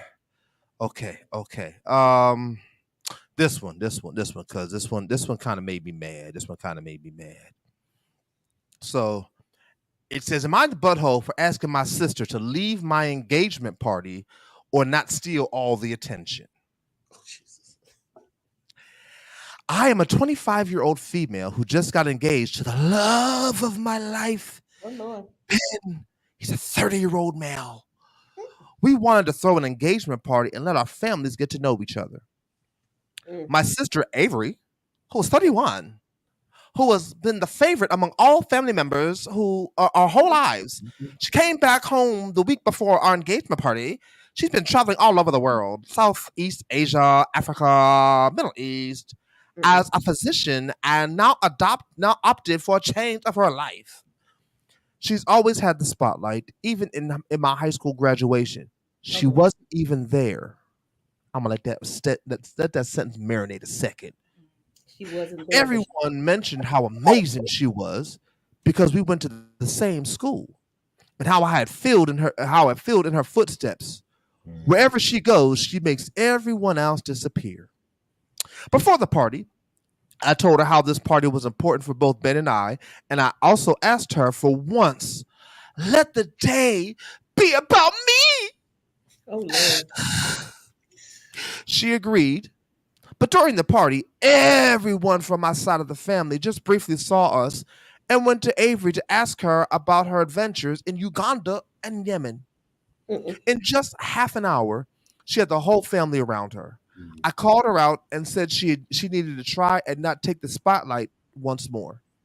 She said I was being ridiculous, and it was not her fault. And she had a life that people want. Excuse me, it was not her fault that she had a life that people wanted to know about. I told her she could go. I told her she could go back inside or keep a low profile for the rest of the night, or leave the party and talk about herself as much as she pleased. She called me pathetic and jealous and left. My parents are mad at me and saying I should have understood the situation and made a better judgment. Am I the butthole? Well, on that one, yes. Yes, that was petty. That was really petty. And apparently it's such a long, chronic situation. That was the wrong place to handle it. That's the only thing I can criticize. That was just the wrong place. But in retrospect of what she's probably had to endure, it's understandable In the shadow. why she would want to highlight this particular situation and say, please don't do you. Don't be you. And here's the thing of it is, she's giving us an insight that this woman knows what she's doing, how she's drawing this attention away from everyone. And yeah, but she's being petty. I would, and because I have nothing to really relate that to, other than that Deborah does that to me every now and then. Oh Lord. Y'all have no idea the pain. Oh no, I understand. No, My- Jessica, no, you don't. No. my She has a doctorate. When she just had her bachelor's, we was on the same level. She got her master's. I could deal with a little bit of self-centeredness. She got this doctorate. Let me put my glasses on so I can see. She got this doctorate. I want to say something. Now I don't want to wanna ask the say question. something. Am I being a butthole that when I come in a room that nobody wants to hear what I have to say at the church no more, and they go straight to Dr. Deborah? And Dr. Deborah, what you think about the scripture? She ain't read the Bible all week. Oh Lord Jesus. She ain't even looked at daggone television of any kind of Christian TV. But because we living in a year now where women know more than men, she got about like Menses. You gotta say menses. Thank you. Menses. But that is something that could have been an issue for us. But I had to tell her, don't ever feel like you have to be second to me or anybody else. You earned that thing. And we earned it together. That's right. So, and I got a t-shirt to prove it too, That's Valanda. right. Okay, so my question is, she said this was the first time the families met. Why is it the first time the families met? That's What we had. that's part of where I was gonna go. I'm gonna let you go because that's part of what one of my statements. Yes. Why are we just now meeting? So something hasn't been right in that relationship. Maybe they got pregnant and haven't had a paternity test. And this is the actual name This of the actual family who held the Thanksgiving dinner. So I This is what figured they call out callback. they the same family. We just got names now. And the reason why this must be the daughter-in-law, not the son, because the Ben is the son's name and his mama tripping. And now the daughter-in-law, reason why she don't want the mother-in-law to come, because she's scared that when she come in there and bring her cranberry sauce, everybody gonna focus on that and be like, you don't cook like my mama. Her brothers and sisters, his brothers and sisters be like, mama make better stuffing. You call it stuffing, we call it dressing.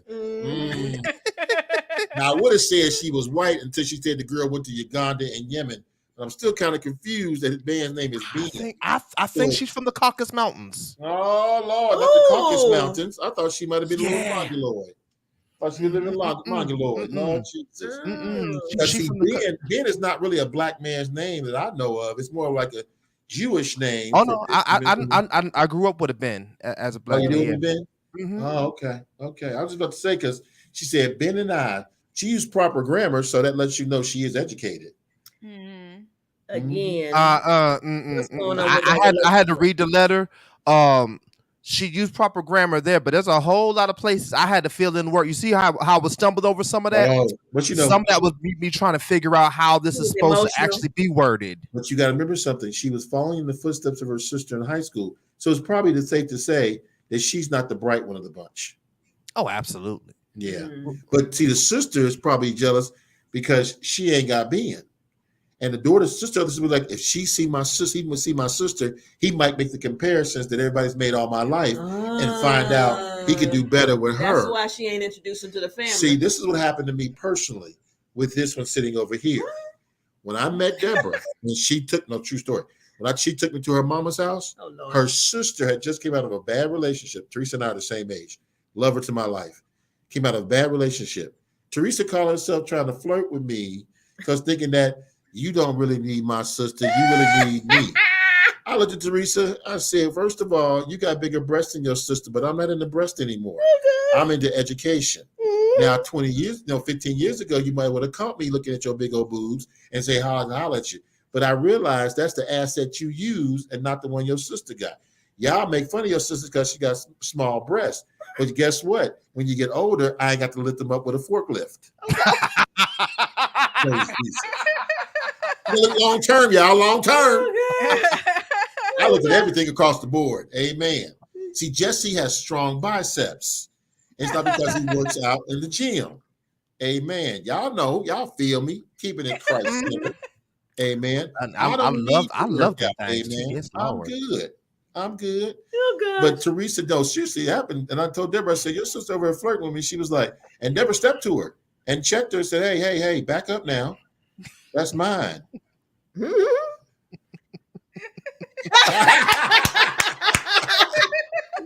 That chicken now, Eric, you told me enough I need to know, and I didn't want to know that you like white meat. I was told you was an African American brother. What you doing on the white side of campus? Well, no. His husband is up from the Caucasus Mountains. Oh, well, there we go. So you discern correctly. All right, you speak your truth. I'm my bad, dog. So you go with the white meat. Me personally, I like it dark. What say you, ma'am? Oh, yeah. Like, worst case scenario, even though her sister is back from this is the one time she in town for something, I wouldn't have invited her. Like, you easily could have not invited her. Like, it's too much happening right there. Yeah. It is. No. Did she plan it around the fact that she was coming back? Right. Why you do that? Like, you set yourself up for failure. Yeah, like I said, it's petty. She brought her back to do to her what had been done to her by her sister. She wanted to throw up in her sister's face, I got somebody, and you over there with the bush country, and ain't got nobody. But see, I understand, because I'm like, if she been too busy to get a man. This is all you got time to do. You got time to get a man. I got my passport. I'm trying to fill it out. Gotta be filled up. Things to do. Right. See, I oh gosh, she's the biggest butthole I've ever heard about in a long time. First of all, why you want this person to try to be somebody that they ain't? It's not their fault that they draw attention. Right. Be more interesting. She's absolutely right. Your life it's not my fault. My life is interesting, and people care more about the fact that I have traveled the world than you that you're getting married again at 20. Well, I don't know if it's again or not, but probably. We don't care. We don't care. Weddings are only special for the two Negroes in the wedding. Exactly. I don't care. You invited me to this party to talk about you. I don't care about you. But this chick I ain't seen in God knows how long. Right. And she came. She got some stories. Yeah, I want to hear the stories. I want to hear the stuff. And then you trying to tell me that I can either leave or stay and not talk about myself? No. I'm gonna leave, but what you don't realize when I leave, Everybody gonna taking leave. a party with me. Yeah. So you'll be lucky if your husband do stay. He don't like you. This is your problem, lady. Philonda. She don't even like you. Philonda, I'm gonna pray for you right now because he got some real dark issues. I'm just saying. No. Because We're starting to see a side of Jesse that makes me concerned. You better sleep with at least one eye open. I mean, Sharice will tell you there's always an advocation to make sure that I am safe at home. Okay. No, but see, here's the thing. Like, no, because I relate to the young lady who came and is just like, I don't like people. Most people who know me know I don't like people, but for whatever reason, people seem to like me. Mm-hmm. And they sometimes I have an outgoing personality, even though I would rather stab you than make you laugh. Cool. I can't help but be me. I had the incident that you were talking about that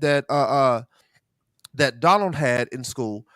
I was in a typing class. That's how old I am. I know I'm not y'all old, but I'm still old. I was in typing class. And I remember this for the rest of my life. Miss Alio is her name. She probably dead now, so I can call her name and I get sued. Because she's old when I was in high school. It's been 20-something years since I've been in high school. She probably dead now. Or if she's now, she's seen now. I wanted to.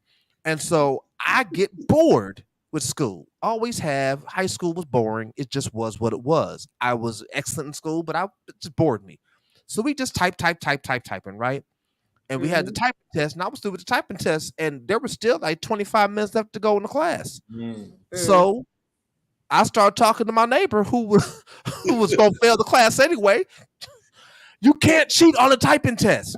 It's not like I can give you exactly. You gotta type. Exactly. You can't cheat on it. So why can't I talk? So she comes over to me and says, "Why can't you be more like your brother Joshua?" That's my oldest brother. He is less out. He's outgoing, but not as outgoing as me. He's very reserved and especially in school. He's a conformist. You're the radical. Yes. And so I looked at her and said, because my mama named me Jesse, not Joshua. And if you don't know the difference, please take a closer look. So she called my mom and told my mom the story. And when I got home, my mom asked me, and I told her exactly what I said. So my mom in front of me called the school, got in touch with the teacher, said, I talked with my son. He told me what you said. He told me what he said. And he's right. I didn't name him Joshua. I named him Jesse. If you don't know how to teach Jesse, then you shouldn't be teaching Jesse. Wow. So I understand that stuff just happened. So this chick is just upset because she got no personality, no charisma, no life, no anything. That's your fault. Be interesting. Your man is gonna leave you.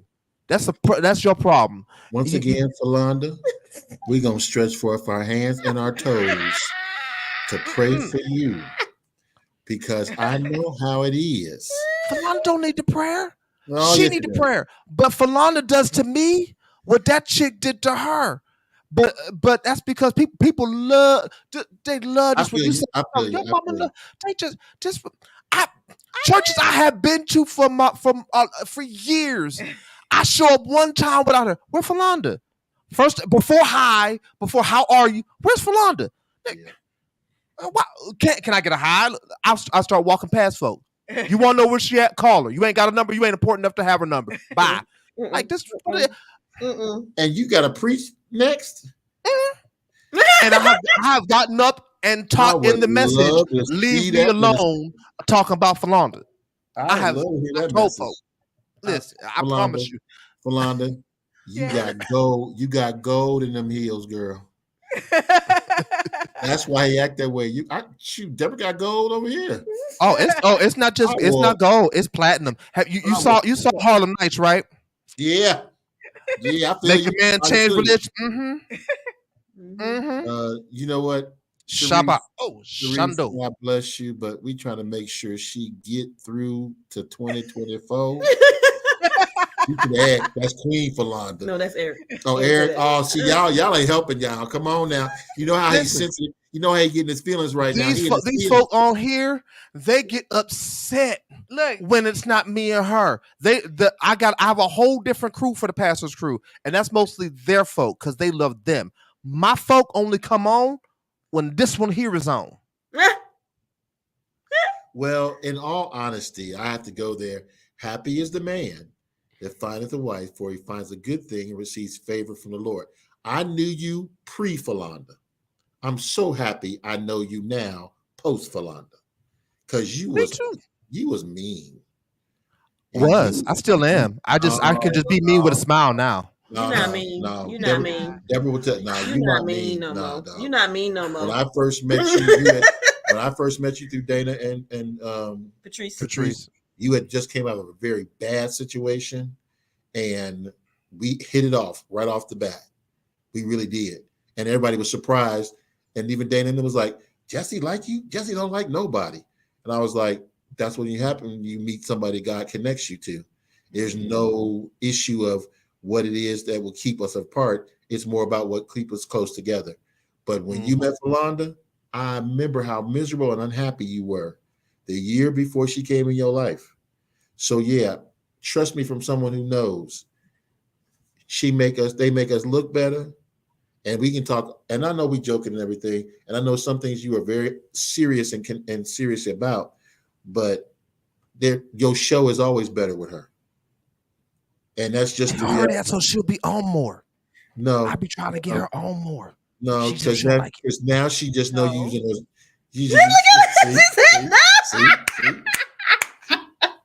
Now you trying to exploit her for your benefit. Right. And she ain't going. Jessica, where you come from? this is another one of my members jumping on. Yeah, I told you. No, it's not my fault. What was the word that Bishop Romeo gave you? That ain't the point. We ain't talking about the word. That ain't the point.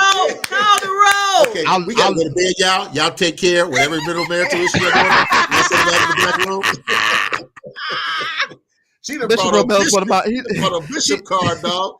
That's one of my mentors. He I think it was like maybe our second or third year of marriage, something like that. I had this young adult conference. No, it was a prophetic conference I had. And he was a preacher at it, and I'm in the back on the camera. He calls her from the back to the front. Now he's prophesying to her, but looking at me. Okay, it's on tape. I told him about. So why you look at me while you talking to her? And so he says to her while looking at me, "They're gonna come for him, but stay for you." Yeah, that's real talk. And it has absolutely been the truth. Yeah, that's real talk. And I'm cool with that. Because what that does is it keeps ain't. Away from. Yeah, I'm gonna tell you why. Because it keeps cool with it. I'm older than you, and I know you like you know me. I'm gonna tell you why I'm cool with it. Because I don't like people. It allows me to pawn them off on her. They got so when they come on, go on, talk to Philonda. Some of my members on here. How many times do I tell y'all go talk to Philonda? That's a Philonda issue. Talk to her. She got you. I passed her from the pulpit. She passed her from the house. If I can help it, you shirking your responsibility and passing the buck. I'm giving the folk what they want. No, you don't. I'm just giving the folk what they want. They want her. No, they don't. They want her. Yeah, they want both of y'all. And you got to find a balance between that because I know you. I know what you mean. But if somebody didn't know y'all, they would take it as if that there's some type of animosity or division, which I know your members know that does not exist. But for your platform, Eric, ain't nobody asked you about her blue. He's trying to deflect from the seriousness of the conversation now. Like, let's get back to asking if somebody a butthole. I like that part. Y'all done got deep again. So, but the fact that is that and people don't know us and don't know how deep our friendship goes and how far back it goes. I can say this: when the bishop said that, it was no surprise. I think I heard what he had to say, but when you said what you said, I've heard the same thing. There is a temperance that women have that men don't possess. We tolerate nonsense. They temper it. They know how to cajole. As before she even came on, what was she doing? Helping someone that really you both could have helped. But the dynamic is such that she comes out of the presence of God onto this show, and you wonder why it's elevated. Huh. She has a Don't get no discernment. big head with this now. Don't get no big head with this. Yeah, yes, she do. Because she knows this.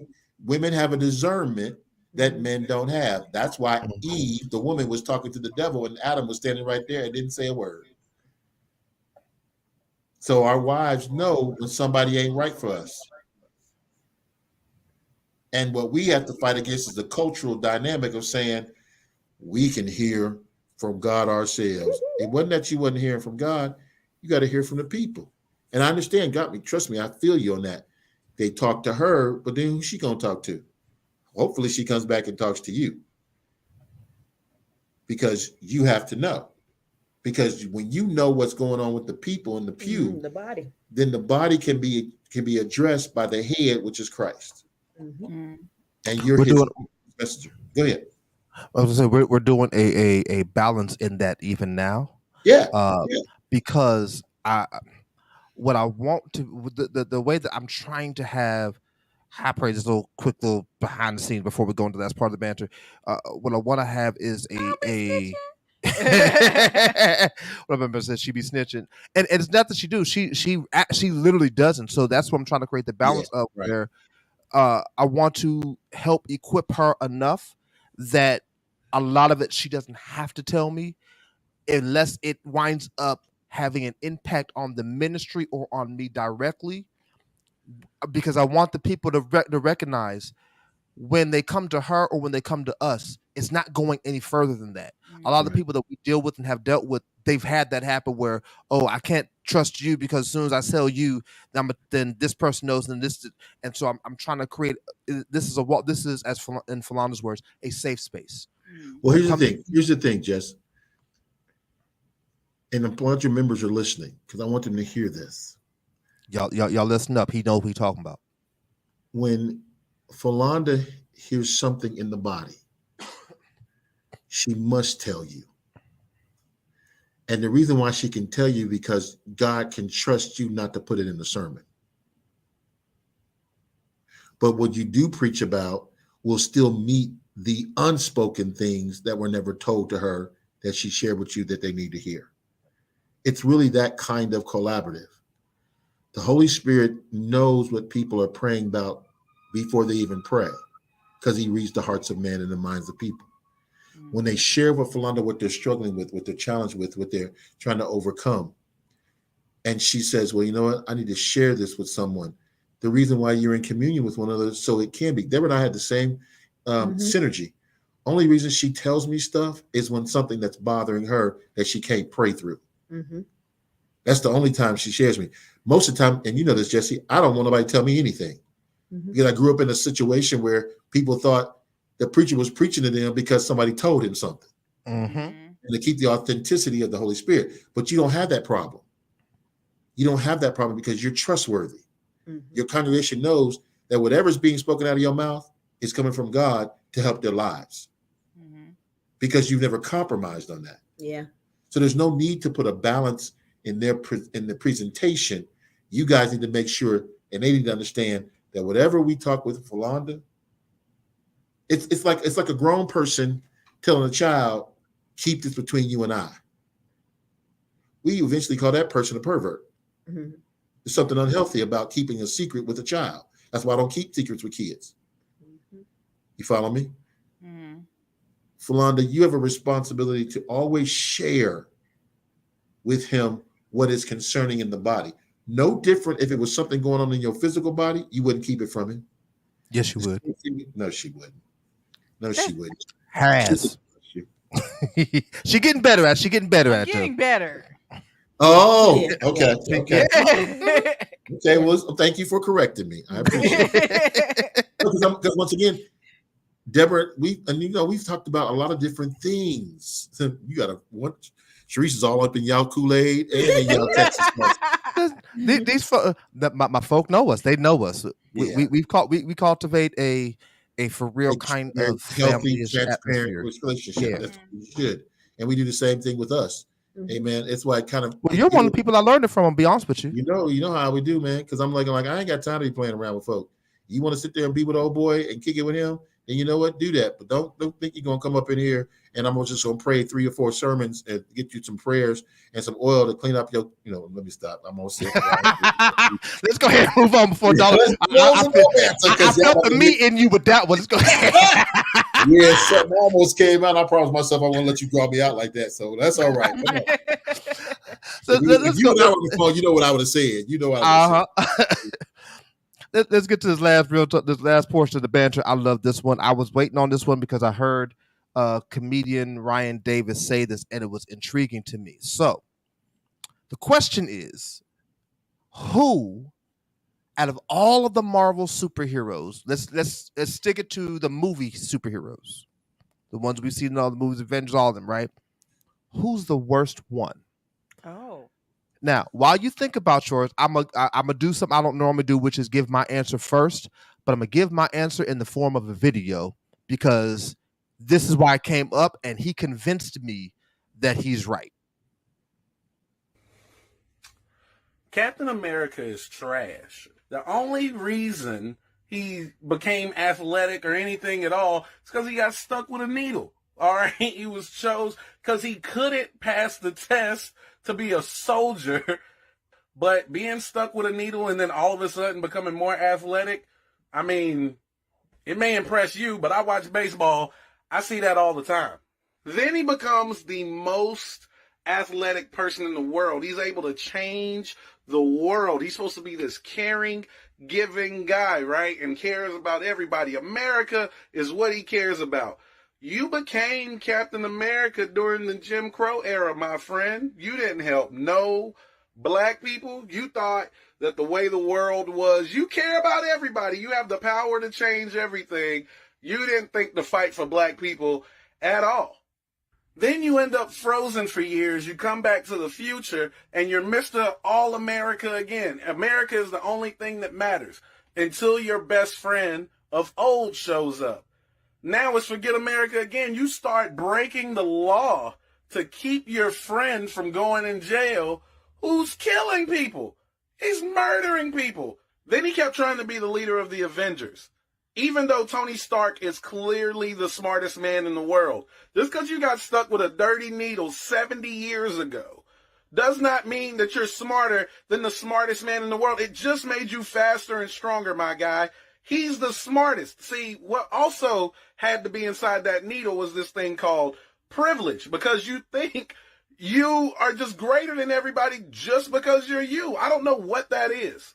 So after the first invasion, Tony goes, let's put a barrier around the earth so we can better protect ourselves. And then Mr. High and Mighty is like, nah, let's not do that. You're infringing on the rights of all the humans on earth. You know, and everybody should be free to do whatever they want to do. Is it crazy that this nigga all of a sudden has this mindset, but when he became Captain America, niggas was dealing with Jim Crow? Where was the attitude then that everybody should be having their rights and being equal and shit? You're a big-ass hypocrite. No, it's what he wants at the time is the only thing that matters. He is not a good hero. So because there's no barrier, Thanos kills half the universe. And now he's looking at Tony like, can you find a way for us to go back in time? I thought you were the leader, dog. Thought you was a smart guy. Now you realize you ain't smart. It's okay. Tony has a kid. He has his wife. He didn't really lose anything. But he, of course, decides, because that's what a real hero does, decides he's going to put everything he loves on the line for everybody else. And they come back. They got to fight Thanos and all of this. This dude is, he part of the fight or whatever. They win. Tony has to save them again by snapping and saving, the universe. Okay. So they're like, okay, but we got to send everything back in time. Black Widow is dead. Tony Stark is dead. They need him to now be the leader of the Avengers, which he always pretended to be. Nope. Went back in time and hooked up with his old girlfriend and left the world just to fend for itself in his absence. Because that's what a leader does, apparently. And then, whenever he got back, he had one job, and that was to pass down who was going to be Captain America. And he gave the shield to a nigga who don't have powers, just a nigga with wings and guns. Now, Bucky, on the other hand, had all these crazy skills because he got injected too. It makes perfect sense. It makes perfect sense to just give it to Bucky. But nope, can't do that. Got to set a black man up who don't have the skills to do the job. Now everybody's going to look for him to be you, and he can't be you when there was a guy who obviously could do what you could do. So you setting this black man up to lose. Which reminds me why you never did anything when you were Captain America during Jim Crow. I hate this nigga. He is the worst hero ever. He can be y'all's hero. Captain America is the worst hero of all time. By far. If you still love him, that's on you. But I proved my point. Wow. Wow. So when I saw that, I was like, because I read the caption, Captain America's the worst superhero. I was like, no, he ain't. I started thinking about powers. I was with you, is Eric. Right, like I was thinking Ant-Man. I wasn't even thinking Ant-Man. I was thinking like Black Widow or Hawkeye, because your power, Hawkeye's powers, he can aim. Dude, practice in the gun range. Anybody can aim, bro. That's not really, and you have special arrows too. That's not. But I listened to him. I was like, you know what? I changed my mind. It's Captain America. It's the worst. I agree with him. What say you all? Who was your worst superhero in the Marvel Cinematic Universe? He makes a strong argument. Yeah. He makes a really He strong brought argument. up the Jim Crow. Yeah, Right. you look at the context of him being a hero at the time he was. Even when he goes, what I never understood is when he goes into Nazi Germany, well, the form of Nazi Germany with Red Skull, and he got the black guy who's on his team, he don't give him no real gun. Mm-hmm. Yep. You know, but Everything in context now, don't it? Yeah, it makes you observe things a little bit differently. But I still say the worst is Ant-Man. You and Eric agree. Why Ant-Man? Because without that suit, he's nothing. Yeah.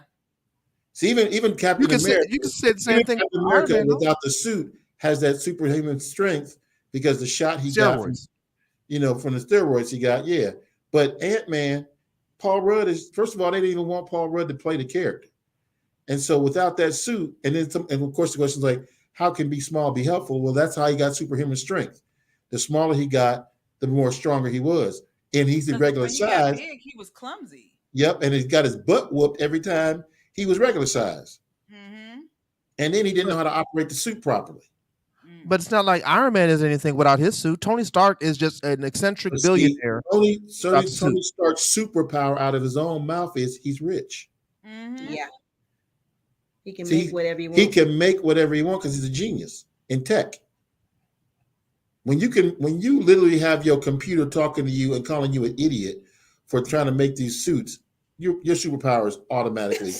I mean, it's like his money alone can buy him a superhero. Right. All right. So when you captured by the Hamas and the brother Hezbollah and the brother Muslim Brotherhood, and you make your wardrobe out of tin, and literally you have your heart hanging out of your chest. Come on, man. He's the beast. He's a beast. But no, in order to make that, he had a scientist in the cave with him. He didn't make it by himself. He had a scientist. Think about that. He had to help the scientist give him open heart surgery with a Boy Scout knife and a canteen. And at the same time, they about to come in and burn his tail and shoot him up because they realize who he is. And that argument is a wonderful thing for me. She just said something. He just said something right there. Elon Musk is the devil. I don't care, Eric. He's the devil. He's the daggone devil. Look what you started, Eric. No, seriously, this dude is the devil. Because if you notice, he doesn't age. There's something wrong. His chromosomes have been changed out with, and then you take Twitter and you make it a symbol that is demonically oriented. When you make it, no, he's the devil. I don't care. Y'all can say whatever y'all want. He is not a superhero. He's a super villain. He's a super villain. He has all the makings of a super He does villain. have them. He He does is have the makings of socially super villain. awkward. He uses his money for influence because he has no personality. When you take a thriving business like Twitter and you run it in the ground and everybody quits purposely. But you got to remember, he actually didn't want it. He was going to do it almost kind of as a dare and backed out when it got too serious. And then they took him to court to make him have to follow through on his promise. But So he's isn't in the ground because I don't really want that's this. devil traits, man. That's devil traits. That's devil traits. I don't care what you say. He's a demonic spirit. He's a demonic spirit. I'm sorry. He's and guess who his sidekick is? Jeff Bezos. Him and Bill Gates are his ips. I don't care. But to Eric's point, with the logic that you're using for Iron Man, he would be a superhero, or if nothing else, if he's not going to be Iron Man, you might as well call him Batman. Yeah, same. But see, his superpower is the same as Tony Stark's. He's rich. Yeah. But but isn't Elon Musk rich? No, he's rich on paper. They got real assets. He's like Trump. He has assets on paper. He's a billionaire on computers. Made like zeros and ones. If you turn the computer off, he's broke. Not much different than the rest of the people on the planet. Crypto. He got crypto money. Eric, now to your point, he gave Gaza the internet. So what? So he can see Jews kill the PLOs. He's a devil. Censored. And the internet they have is still censored. And who turned it off? That's not Elon's fault that it's censored. That's Yeah, it their is. You government. can't let them say something. You gonna tell me a government can tell a billionaire to turn his daggone computer off? He turned it off because he was making sure that his partners in crime wasn't caught with their hands in the cookie jar while they killing and slaying all these Palestinian people over there. Don't get me started on that dude. I cannot stand him. Anybody who makes a car that has wings on it that don't fly is wrong. He made a penguin. This is the same guy that wanted to put a super train underneath the streets of Chicago without any real thinking of the process. It's going to shatter the infrastructure of that state, of that city. No. And first of all, anybody who backs Trump is a no in my book anyway. He's a devil. Yep. If you've seen him smile, have you seen his eyebrows? You should have seen him on SNL. Saturday Night Live. It was the worst, most awkward thing I've ever seen in my life. It's somebody messed his plastic surgery up, or he got an AI face on his real face. What's wrong, dude? You got wrinkles behind your ears, and the rest of your face looking like a straight up chalkboard, flat. Something wrong. I don't like that dude. I'm telling you, he's anybody. Tell him how you really feel. Tell him how you really feel. Anybody who has that much influence, and now he has created, and he has a platform where he can say whatever, let anybody say whatever they want without any culpability. I mean, to me, his little cousin is Mark Zuckerberg, because that dude created Facebook to get a date. He couldn't get nobody on Harvard campus. Then he steals the idea from the twins. They got to sue him to get their money back. Hey, for the moment, I'm gonna leave Mark alone because we're on his Facebook right now, and I'm not trying to get shut down. See, the devil. You can't say what's right because what? The devil will shut you down. Told you. Dr. Deborah, what's your pick? The devil. Look, I after seeing the little video, it's Captain America. Because Jim Crow got me. Jim Crow got me. Now, you know what got me is when he gave the daggone shield to Falcon. He ain't got no experience. Right, yes. Like, no training. He gave him nothing. Bucky had one arm that came from a black man. That's true. Not even a black man, a black woman. It's going to always regenerate. Bucky got his arm from the sister of Black Panther, and it's funny how they didn't kill Black Panther off and still got Captain America around. Conspiracy. We finally get somebody that's going to show and represent Black power at its finest in superhero land. And what they do? Get that brother cancer. They killed Chadwick. They gave him cancer. And guess where it came from? Elon Musk. Elon Musk gave Chadwick cancer. The cancer. He gave him the cancer. He gave him a special Twitter account and put the X on that mess. Killed that brother. Yep. And guess how it was delivered? Through Amazon. Jeff Bezos. He got a package delivered. Yeah. And guess what? They didn't charge him anything because he made him an honorary prime. That's right. He's a prime member. He ain't getting no zipper charges.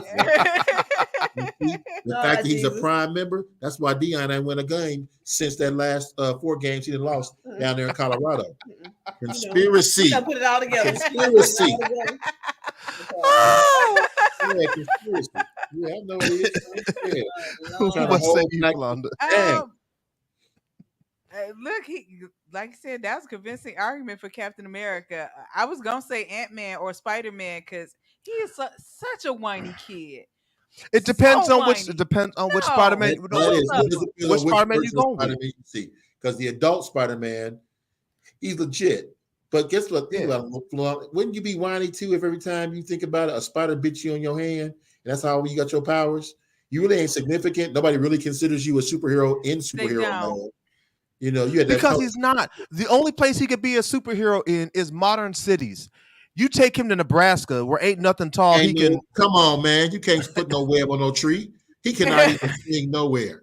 He'd be messed up. You got a better chance getting Georgia the jungle than you do with Spider-Man. Oh, Lord. Now, here's the question. Here's I'm gonna give you a bonus one. Whose powers are worse, or whose powers would you rather not have? Spider-Man's No, Dr. or Aquaman? Dr. Xavier, hands down. I would have think it was headache. Eric who said something about Professor X one time. It was either him or I heard it somewhere on Facebook. He said it's weird. Professor X has the power to move things. He moves the wheelchair right with his mind. That's where can't move his legs. Come on. All that mind power, and you can't think of a better strategy? You couldn't save Phoenix. You couldn't save what's her name? Jean. Jean Grey. And you didn't see it But- coming? Come on, but dude. Jean You Grey- for the future. Well, he wasn't a psychic. He's a telepath. Excuse me. Telepath, psychic, he can still see the future. Yes. He put that cerebral on his head. He can see everybody across the country in different lights. But he's you not can see seeing it it. He's not there. seeing them in the future. He's seeing them present day. He's seeing them where they're at. He can detect them. Future, he saw future past enough to send Wolverine. He ain't seen nobody else in the past. No. He built a machine to send Wolverine to the past, and Hello? he just Oh, figured out how to do that. But send him to the past ain't send him to the future. They can convince me. He the devil. Oh, gosh.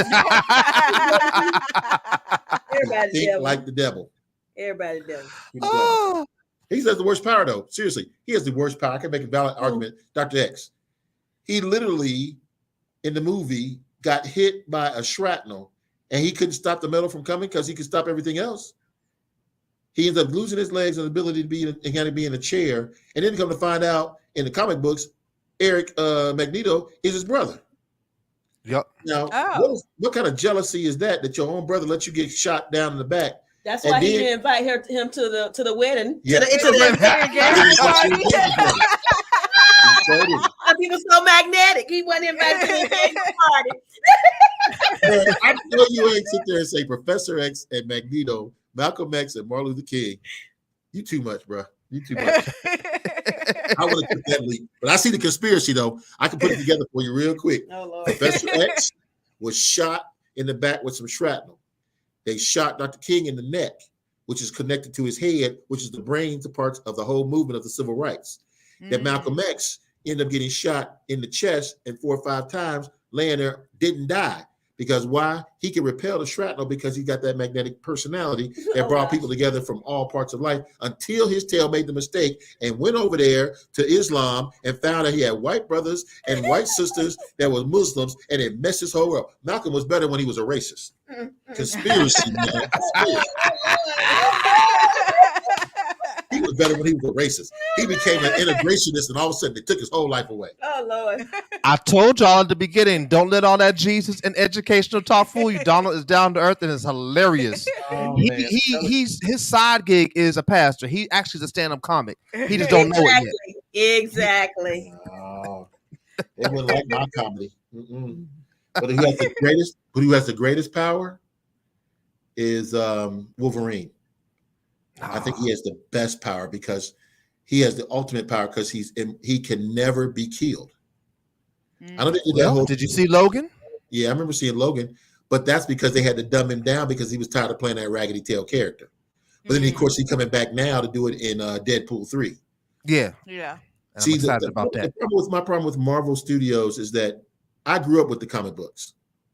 So I know the origin stories of Alpha Mutants and all that stuff.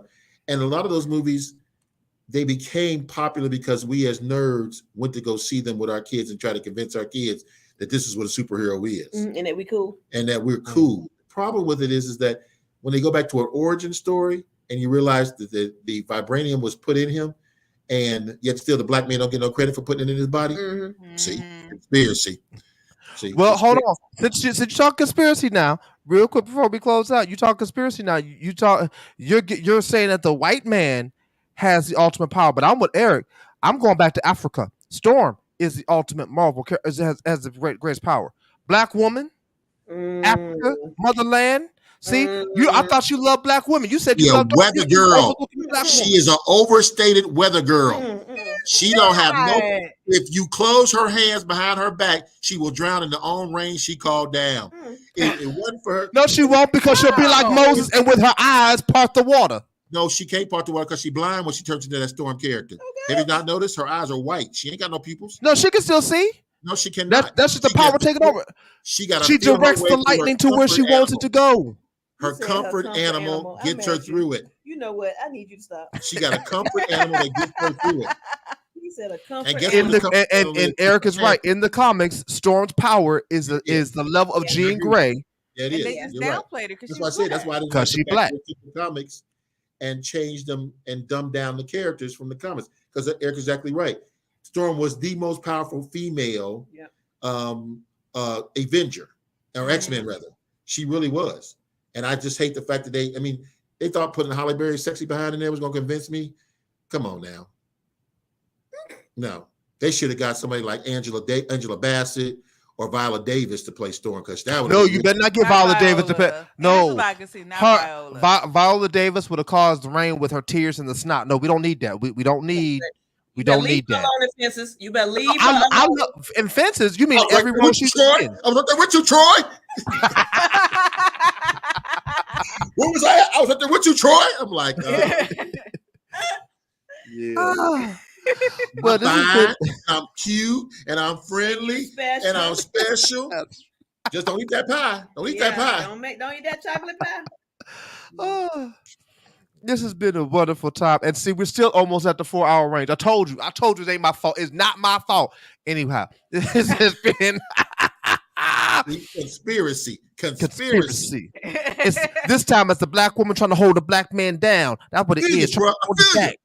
I'm sorry, Jesus. Right. Wait a second. I almost forgot. I got to get in the same bed with her, and I would like to be in the same bed with her. So now, baby, you can hold me down anytime you want.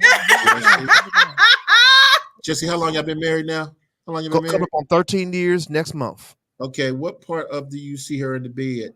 Does she rotate to the left or to the right? What does she face you when she sleep, or does she have her back to you? What are we talking about? Depends on how she feels. Dr. Deborah said, what we talking about. Depend. If we talking about sleep, depends on how she feel. But for the most part, she'll start off face away from me and back it in. And at some point in the night, she'll turn towards me and then bring me in and then turn on back and just be up. And then at some point, then she'll go back to back facing me and then come back on in. So 13 years. Mm-hmm. I remember them years. I remember them times when she used to be laying next to me and she could feel away. I got to be next to him. Talk to me in 13 more years. Oh no, I don't have to be next to her now because she tried to kick me out the bed all the time. No. Talk to me in 13 more years where she find a corner of the bed that only nobody but Jesus knows is there and can lean on that edge all night long. One night I thought she was gonna fall to bed. I was like, Deborah. She was like, "What?" Every night I get up sometime of night and go to the bathroom, and this chick is almost. I'm like, baby, get off, slide off, you fall. I'm not gonna fall off. Knees is almost. There is a gap between our bed and the wall, like this big. Look, for and I'm like, your knees about to hit the wall. We carried another human being. We carried another human being. I can't be too. What Dr. Deborah? I can't listen. Wait. I'm with you, dog. And y'all only carried one. I carry millions at the same time and don't ever lose my balance. So we ain't gonna talk about. But come on, man, talk, doc. Talk. No. Y'all talking? I carry one. I got millions. You know what? And here the thing, y'all understand? How much mass? How much mass are they? It don't matter the mass. Wait, it's the mass of us. It's the mass of us. It's as big as us, and since we bigger than y'all, our mass is bigger. Deborah has come on the scene. This is what I go through all the time. Try to have a real sensible conversation about some cereal, some bacon, and some grits. Before you know it, it turns into a scientific debate. I gotta go find statistics. I gotta go find data charts to find out why the grits got. Don't do it. Don't do it, because when you but you know me. This is stuff. This is stuff I love. It's you talking about the mass. It's the mass of us, because inside of us, and since we're bigger than y'all, our mass is bigger than y'all. That means the mass takes us. Our mass takes us more. Y'all, our mass is bigger. I'm bigger than her. What mass? I'm taller and wider. And so my mass is more than her mass. And even in her pregnant state, my mass is still wider than her mass. And so my mass, that makes my mass bigger. And then I get like Marvin Winans when he says, millions didn't make it. But I got one that was one of the ones that did. And so see? Yeah. I'm gonna send you some pie charts and some graphs and tables. See, y'all don't understand. I keep telling y'all don't understand. I gotta sleep next to this scientist. I don't need no mad scientist next to me tonight. My cereal changed color. It was white. Now it's turning blue. Oh my God. Jesus. I'm already growing extra things around my neck. I don't know if they're natural or man-made. Jesus. I told people that when I got married to her, they was like, what you gonna do when she get mad? I said, check the vials. There'll be no chemistry experiments up in my house. No way. Listen, I wake up sore more nights than not. I ain't touch you. Well, I'll tell y'all about the story one day when she almost stabbed me in her sleep. And thank y'all for coming on the podcast.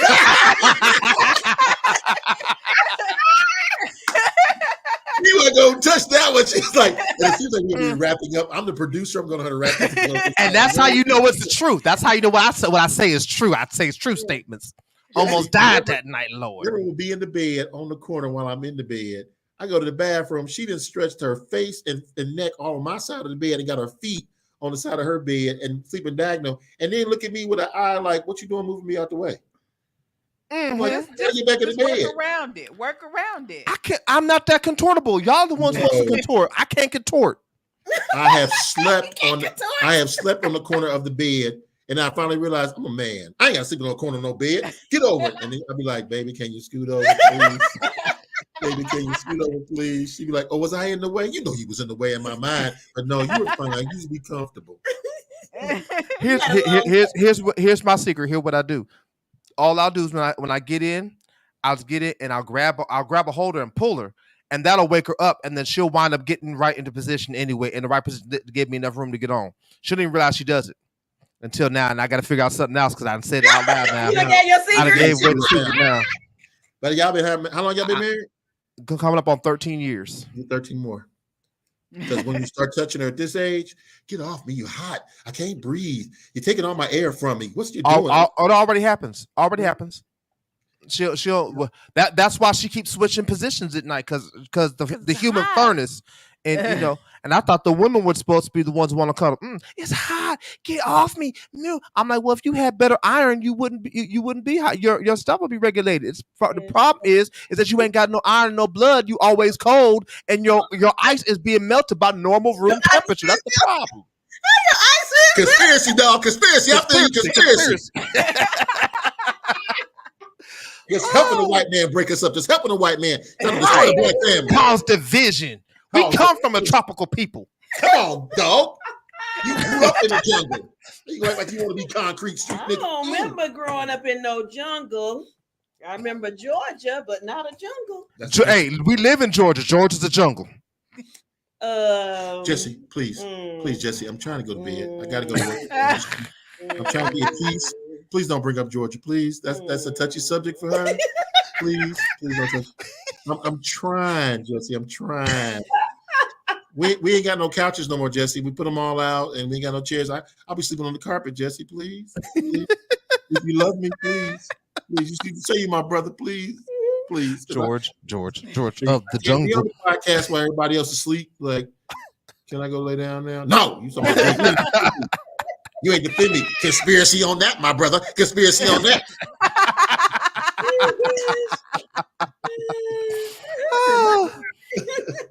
Well, on that note, it has been one. I told y'all I love this is family. This is what we would do. This we could do this forever because this is what we do. This is this. I love these people to life for real. We love you These too. is my family. I love them. We gonna have them back on. I'm gonna try to do what I can to get y'all regular.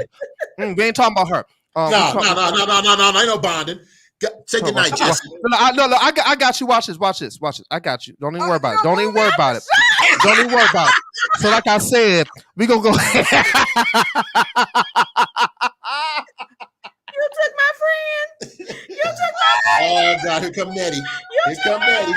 Wow. Me and you will never part. That's right, girl. All you can see is hand. All right. We know we still there. Oh my God. Mister trying to keep us apart, but that ain't See? Till you do right by me. Okay, till you do right by me, you gonna walk. She said it to me one time, Jesse. What? She said, until you do right by me and get me a bigger ring, you ain't gonna be able to see. And for 2 days, I was walking around the house. You know what? I had to drive to the store blind to find this girl a ring. I said, Lord Jesus. We gonna make sure we have y'all on a few more times. I love y'all so much. As a matter of fact, during one of the commercial breaks, I was telling Falana, there's a guy I gotta introduce you to, Donald. You will love. I want to get the both of y'all on at the same time. His name is Eddie Phillips. He's another one of our regulars. He is a black history historian. Oh, and when I say he's a for real historian, so he it doesn't matter what you're talking about. He gonna find a way to integrate Black history into it, and it's always educational. It's always on point. He's got good sense, and he loves to have fun like you too. Oh, to hear the two of them talk, I won't have to do nothing but just spit out a topic and just sit back and watch the magic happen. That's what I'm gonna do. Anytime you need us, man. Anytime you need us, let us know. And to all those who are listening, thank you for allowing us to be a part of your life tonight and to speak whatever was necessary that you heard. And I pray that you received an insight and an instruction to make your day better. He said Jesse got that people power to make these people disappear. That's a superpower. Eric, right, I'm liking you all right, Eric. I'm liking you all right. I ain't never thought about that one. That's a superpower. I thought that was murder. But okay. Wow. Okay. I thought that was financial aid looking for you. Okay. But no, thank you guys for having us. We appreciate you letting us be us and not to compare so you wouldn't be confused, because we deal with everyday things like everyone else. It's just that we have a different perspective because of the things we've learned through sharing with couples like Philanda and Jesse, and also people who are mentors and show us through example, to the point where we can become an example to someone else. So appreciate you so much, Jess, Philanda. We know we love you. We know you love us. And anytime you need us, man, you ain't nothing but a text message away. So thank you, everybody. Eric, it was great meeting you, brother. I hope to hear from you again. Hope to be a blessing to you. You've been a blessing to us, because if your mom was wise enough to watch X-Files, you're all right with me. But before we close out, let the folks know how to find you, let them know when your service time is and all those types of things. I want folk to be able to connect with you as well. We meet on Sundays on Zoom. Yeah. Not Zoom, Google Meet. geez, Google Meet. I have to send you guys the address, but you can check us out on Facebook with Donald and Deborah Hutchinson, either one's respectively.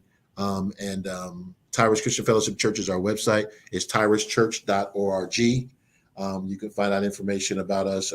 I got some slow folk. You don't have to spell Tyrus. They ain't going to spell Okay. TIR. You're going to mess them up. Well, yeah, because some of y'all might be like, oh, Titus, no, or Trius. No, TYRUS. TyrusChurch.org. Matter of fact, if you Google search it, we're the only church with that name. Look how God did that. He gave us a name that anytime you search it, only other name going to come up is a basketball player who played for LSU. His name's Tyrus. And so anytime you want to Google search us, just tyruschurch.org, and our services are at 11:30. Jesse, we've got an account to stream it on YouTube. So we're trying to put that together, but our live services are definitely on that. And I'll let you know, I'm pretty sure Jesse will confirm this for you. We use PowerPoint. We're a teacher. Don't do a lot of yelling because I don't like being yelled at. And don't look like a lot of y'all hollering because I need to keep my voice. And so we just teach the word of God plain, but we teach it from a kingdom perspective and not a religious one. I believe in having a relationship with God through Jesus Christ. Not so much everybody says you should have a relationship with Jesus, because you don't have a relationship with Jesus unless you have a relationship with the Father. Jesus is the one who shows you how to have a relationship with his daddy, because he knows him more intimately than all of us. And even though Jesus is not here, we always advocate that the most important person in the earth at this given time is not Jesus, is not the Father, but the Holy Spirit. And if you don't have a relationship with the Father through Jesus Christ, it's real easy to have one. Just simply ask him to bring you into his world, and you'll find out your world is small and his world is big. The scripture says in John 3:16, I know I might be sounding preachy, but I have to because it's in my soul, that for God so loved the world that he gave his only begotten son, that whosoever should believe with him should not perish, but everlasting life. When you study the word world there, it does not mean earth. It means cosmos, universe. God says he loved his world, his cosmos, his universe so much that he didn't want anyone to have missed an opportunity to live with him in eternity. So he sent his son, that if anybody accepts him, they won't perish. That word perish there in the Greek means to be decimated or destroyed. This earth will be destroyed and will pass away. I know we have things going on in the areas of different nations that everybody wants to say there's something prophetic about it. There's nothing prophetic about what's going on in Hamas and Israel. It's pathetic, because God did not orchestrate it. Man decided to initiate it. And so I just want to encourage you that if you don't have a relationship, and if you do, make it stronger by spending more time in your word and around people like Jesse and Philanda, who really understand what it means to have a relationship with the Father through his son, Jesus Christ. Holy Spirit, bless you and keep you. It's my prayer that he give you insight and instruction, that it may be so invaluable that it makes you profitable when you share it with others. Hallelujah. God bless you. Dr. Deborah, any final thoughts? I have enjoyed myself. Thank you for opening up this avenue. Thank you guys for all the questions. Eric, again, if there's any other questions about going into the education field, just find me on Facebook. I don't mind answering questions. One thing that I love doing is mentoring and bringing up other teachers and administrators and helping people guide and navigate through that whole system. I love it when families understand the system and they get on board and they get the wealth of knowledge that they need in order to empower their own kids and themselves. So yeah, that is my passion. That is my passion. One thing that the Lord has blessed me with this year is I'm an adjunct professor at Xavier University, where I get a chance to see the kids on the other side of high school. And so it's freshman biology class, and I'm doing labs, and I'm trying to teach the kids some of those same things I was instilling with the high school kids about organization and understanding how to work smarter and not harder. And again, with those processing skills, Philanda, that's one thing that I teach them about, is that every time you're learning something, it's a skill. Learn the skill, and that will allow you to go to the next step. And so hopefully I know that it's making a difference in their lives. And I am just grateful. I'm thankful for God for the open doors. One thing that we've been doing, Elder's been preaching on, is our series about doors. And I mean, it's just amazing. God is just amazing. He is amazing. Amen. Amen. Philanders. Oh, Anthony? I just want to thank y'all all for coming on. Thank you for staying with us for these 4 hours tonight. I told you 4. I knew she gonna say something. I did. No, but I just want to thank everybody for tuning in, and we hope to see you back here again. Yes. All right. So it has been a wonderful podcast. Once again, we want to thank our special guests, Elder Donald and Dr. Deborah Hutchinson. I promise you, we're gonna bring them back, and it's gonna be just as much fun the next time around as is this time around. I don't generally do this, but I'm excited about tomorrow's message. So please make sure, if you get the chance, tune into High Praise Ministries on tomorrow on our YouTube channel. We're no longer on Facebook Live for a lot of reasons, so we're only doing YouTube. So go to youtube.com/@High Praise Ministries at 1 p.m. We have a phenomenal message. I'm talking about the topic that I'm dealing with is, what are they laughing at? And it's going to be interesting to see what they're going to deal with. It's a resurrection context without being a resurrection message. It's going to be interesting.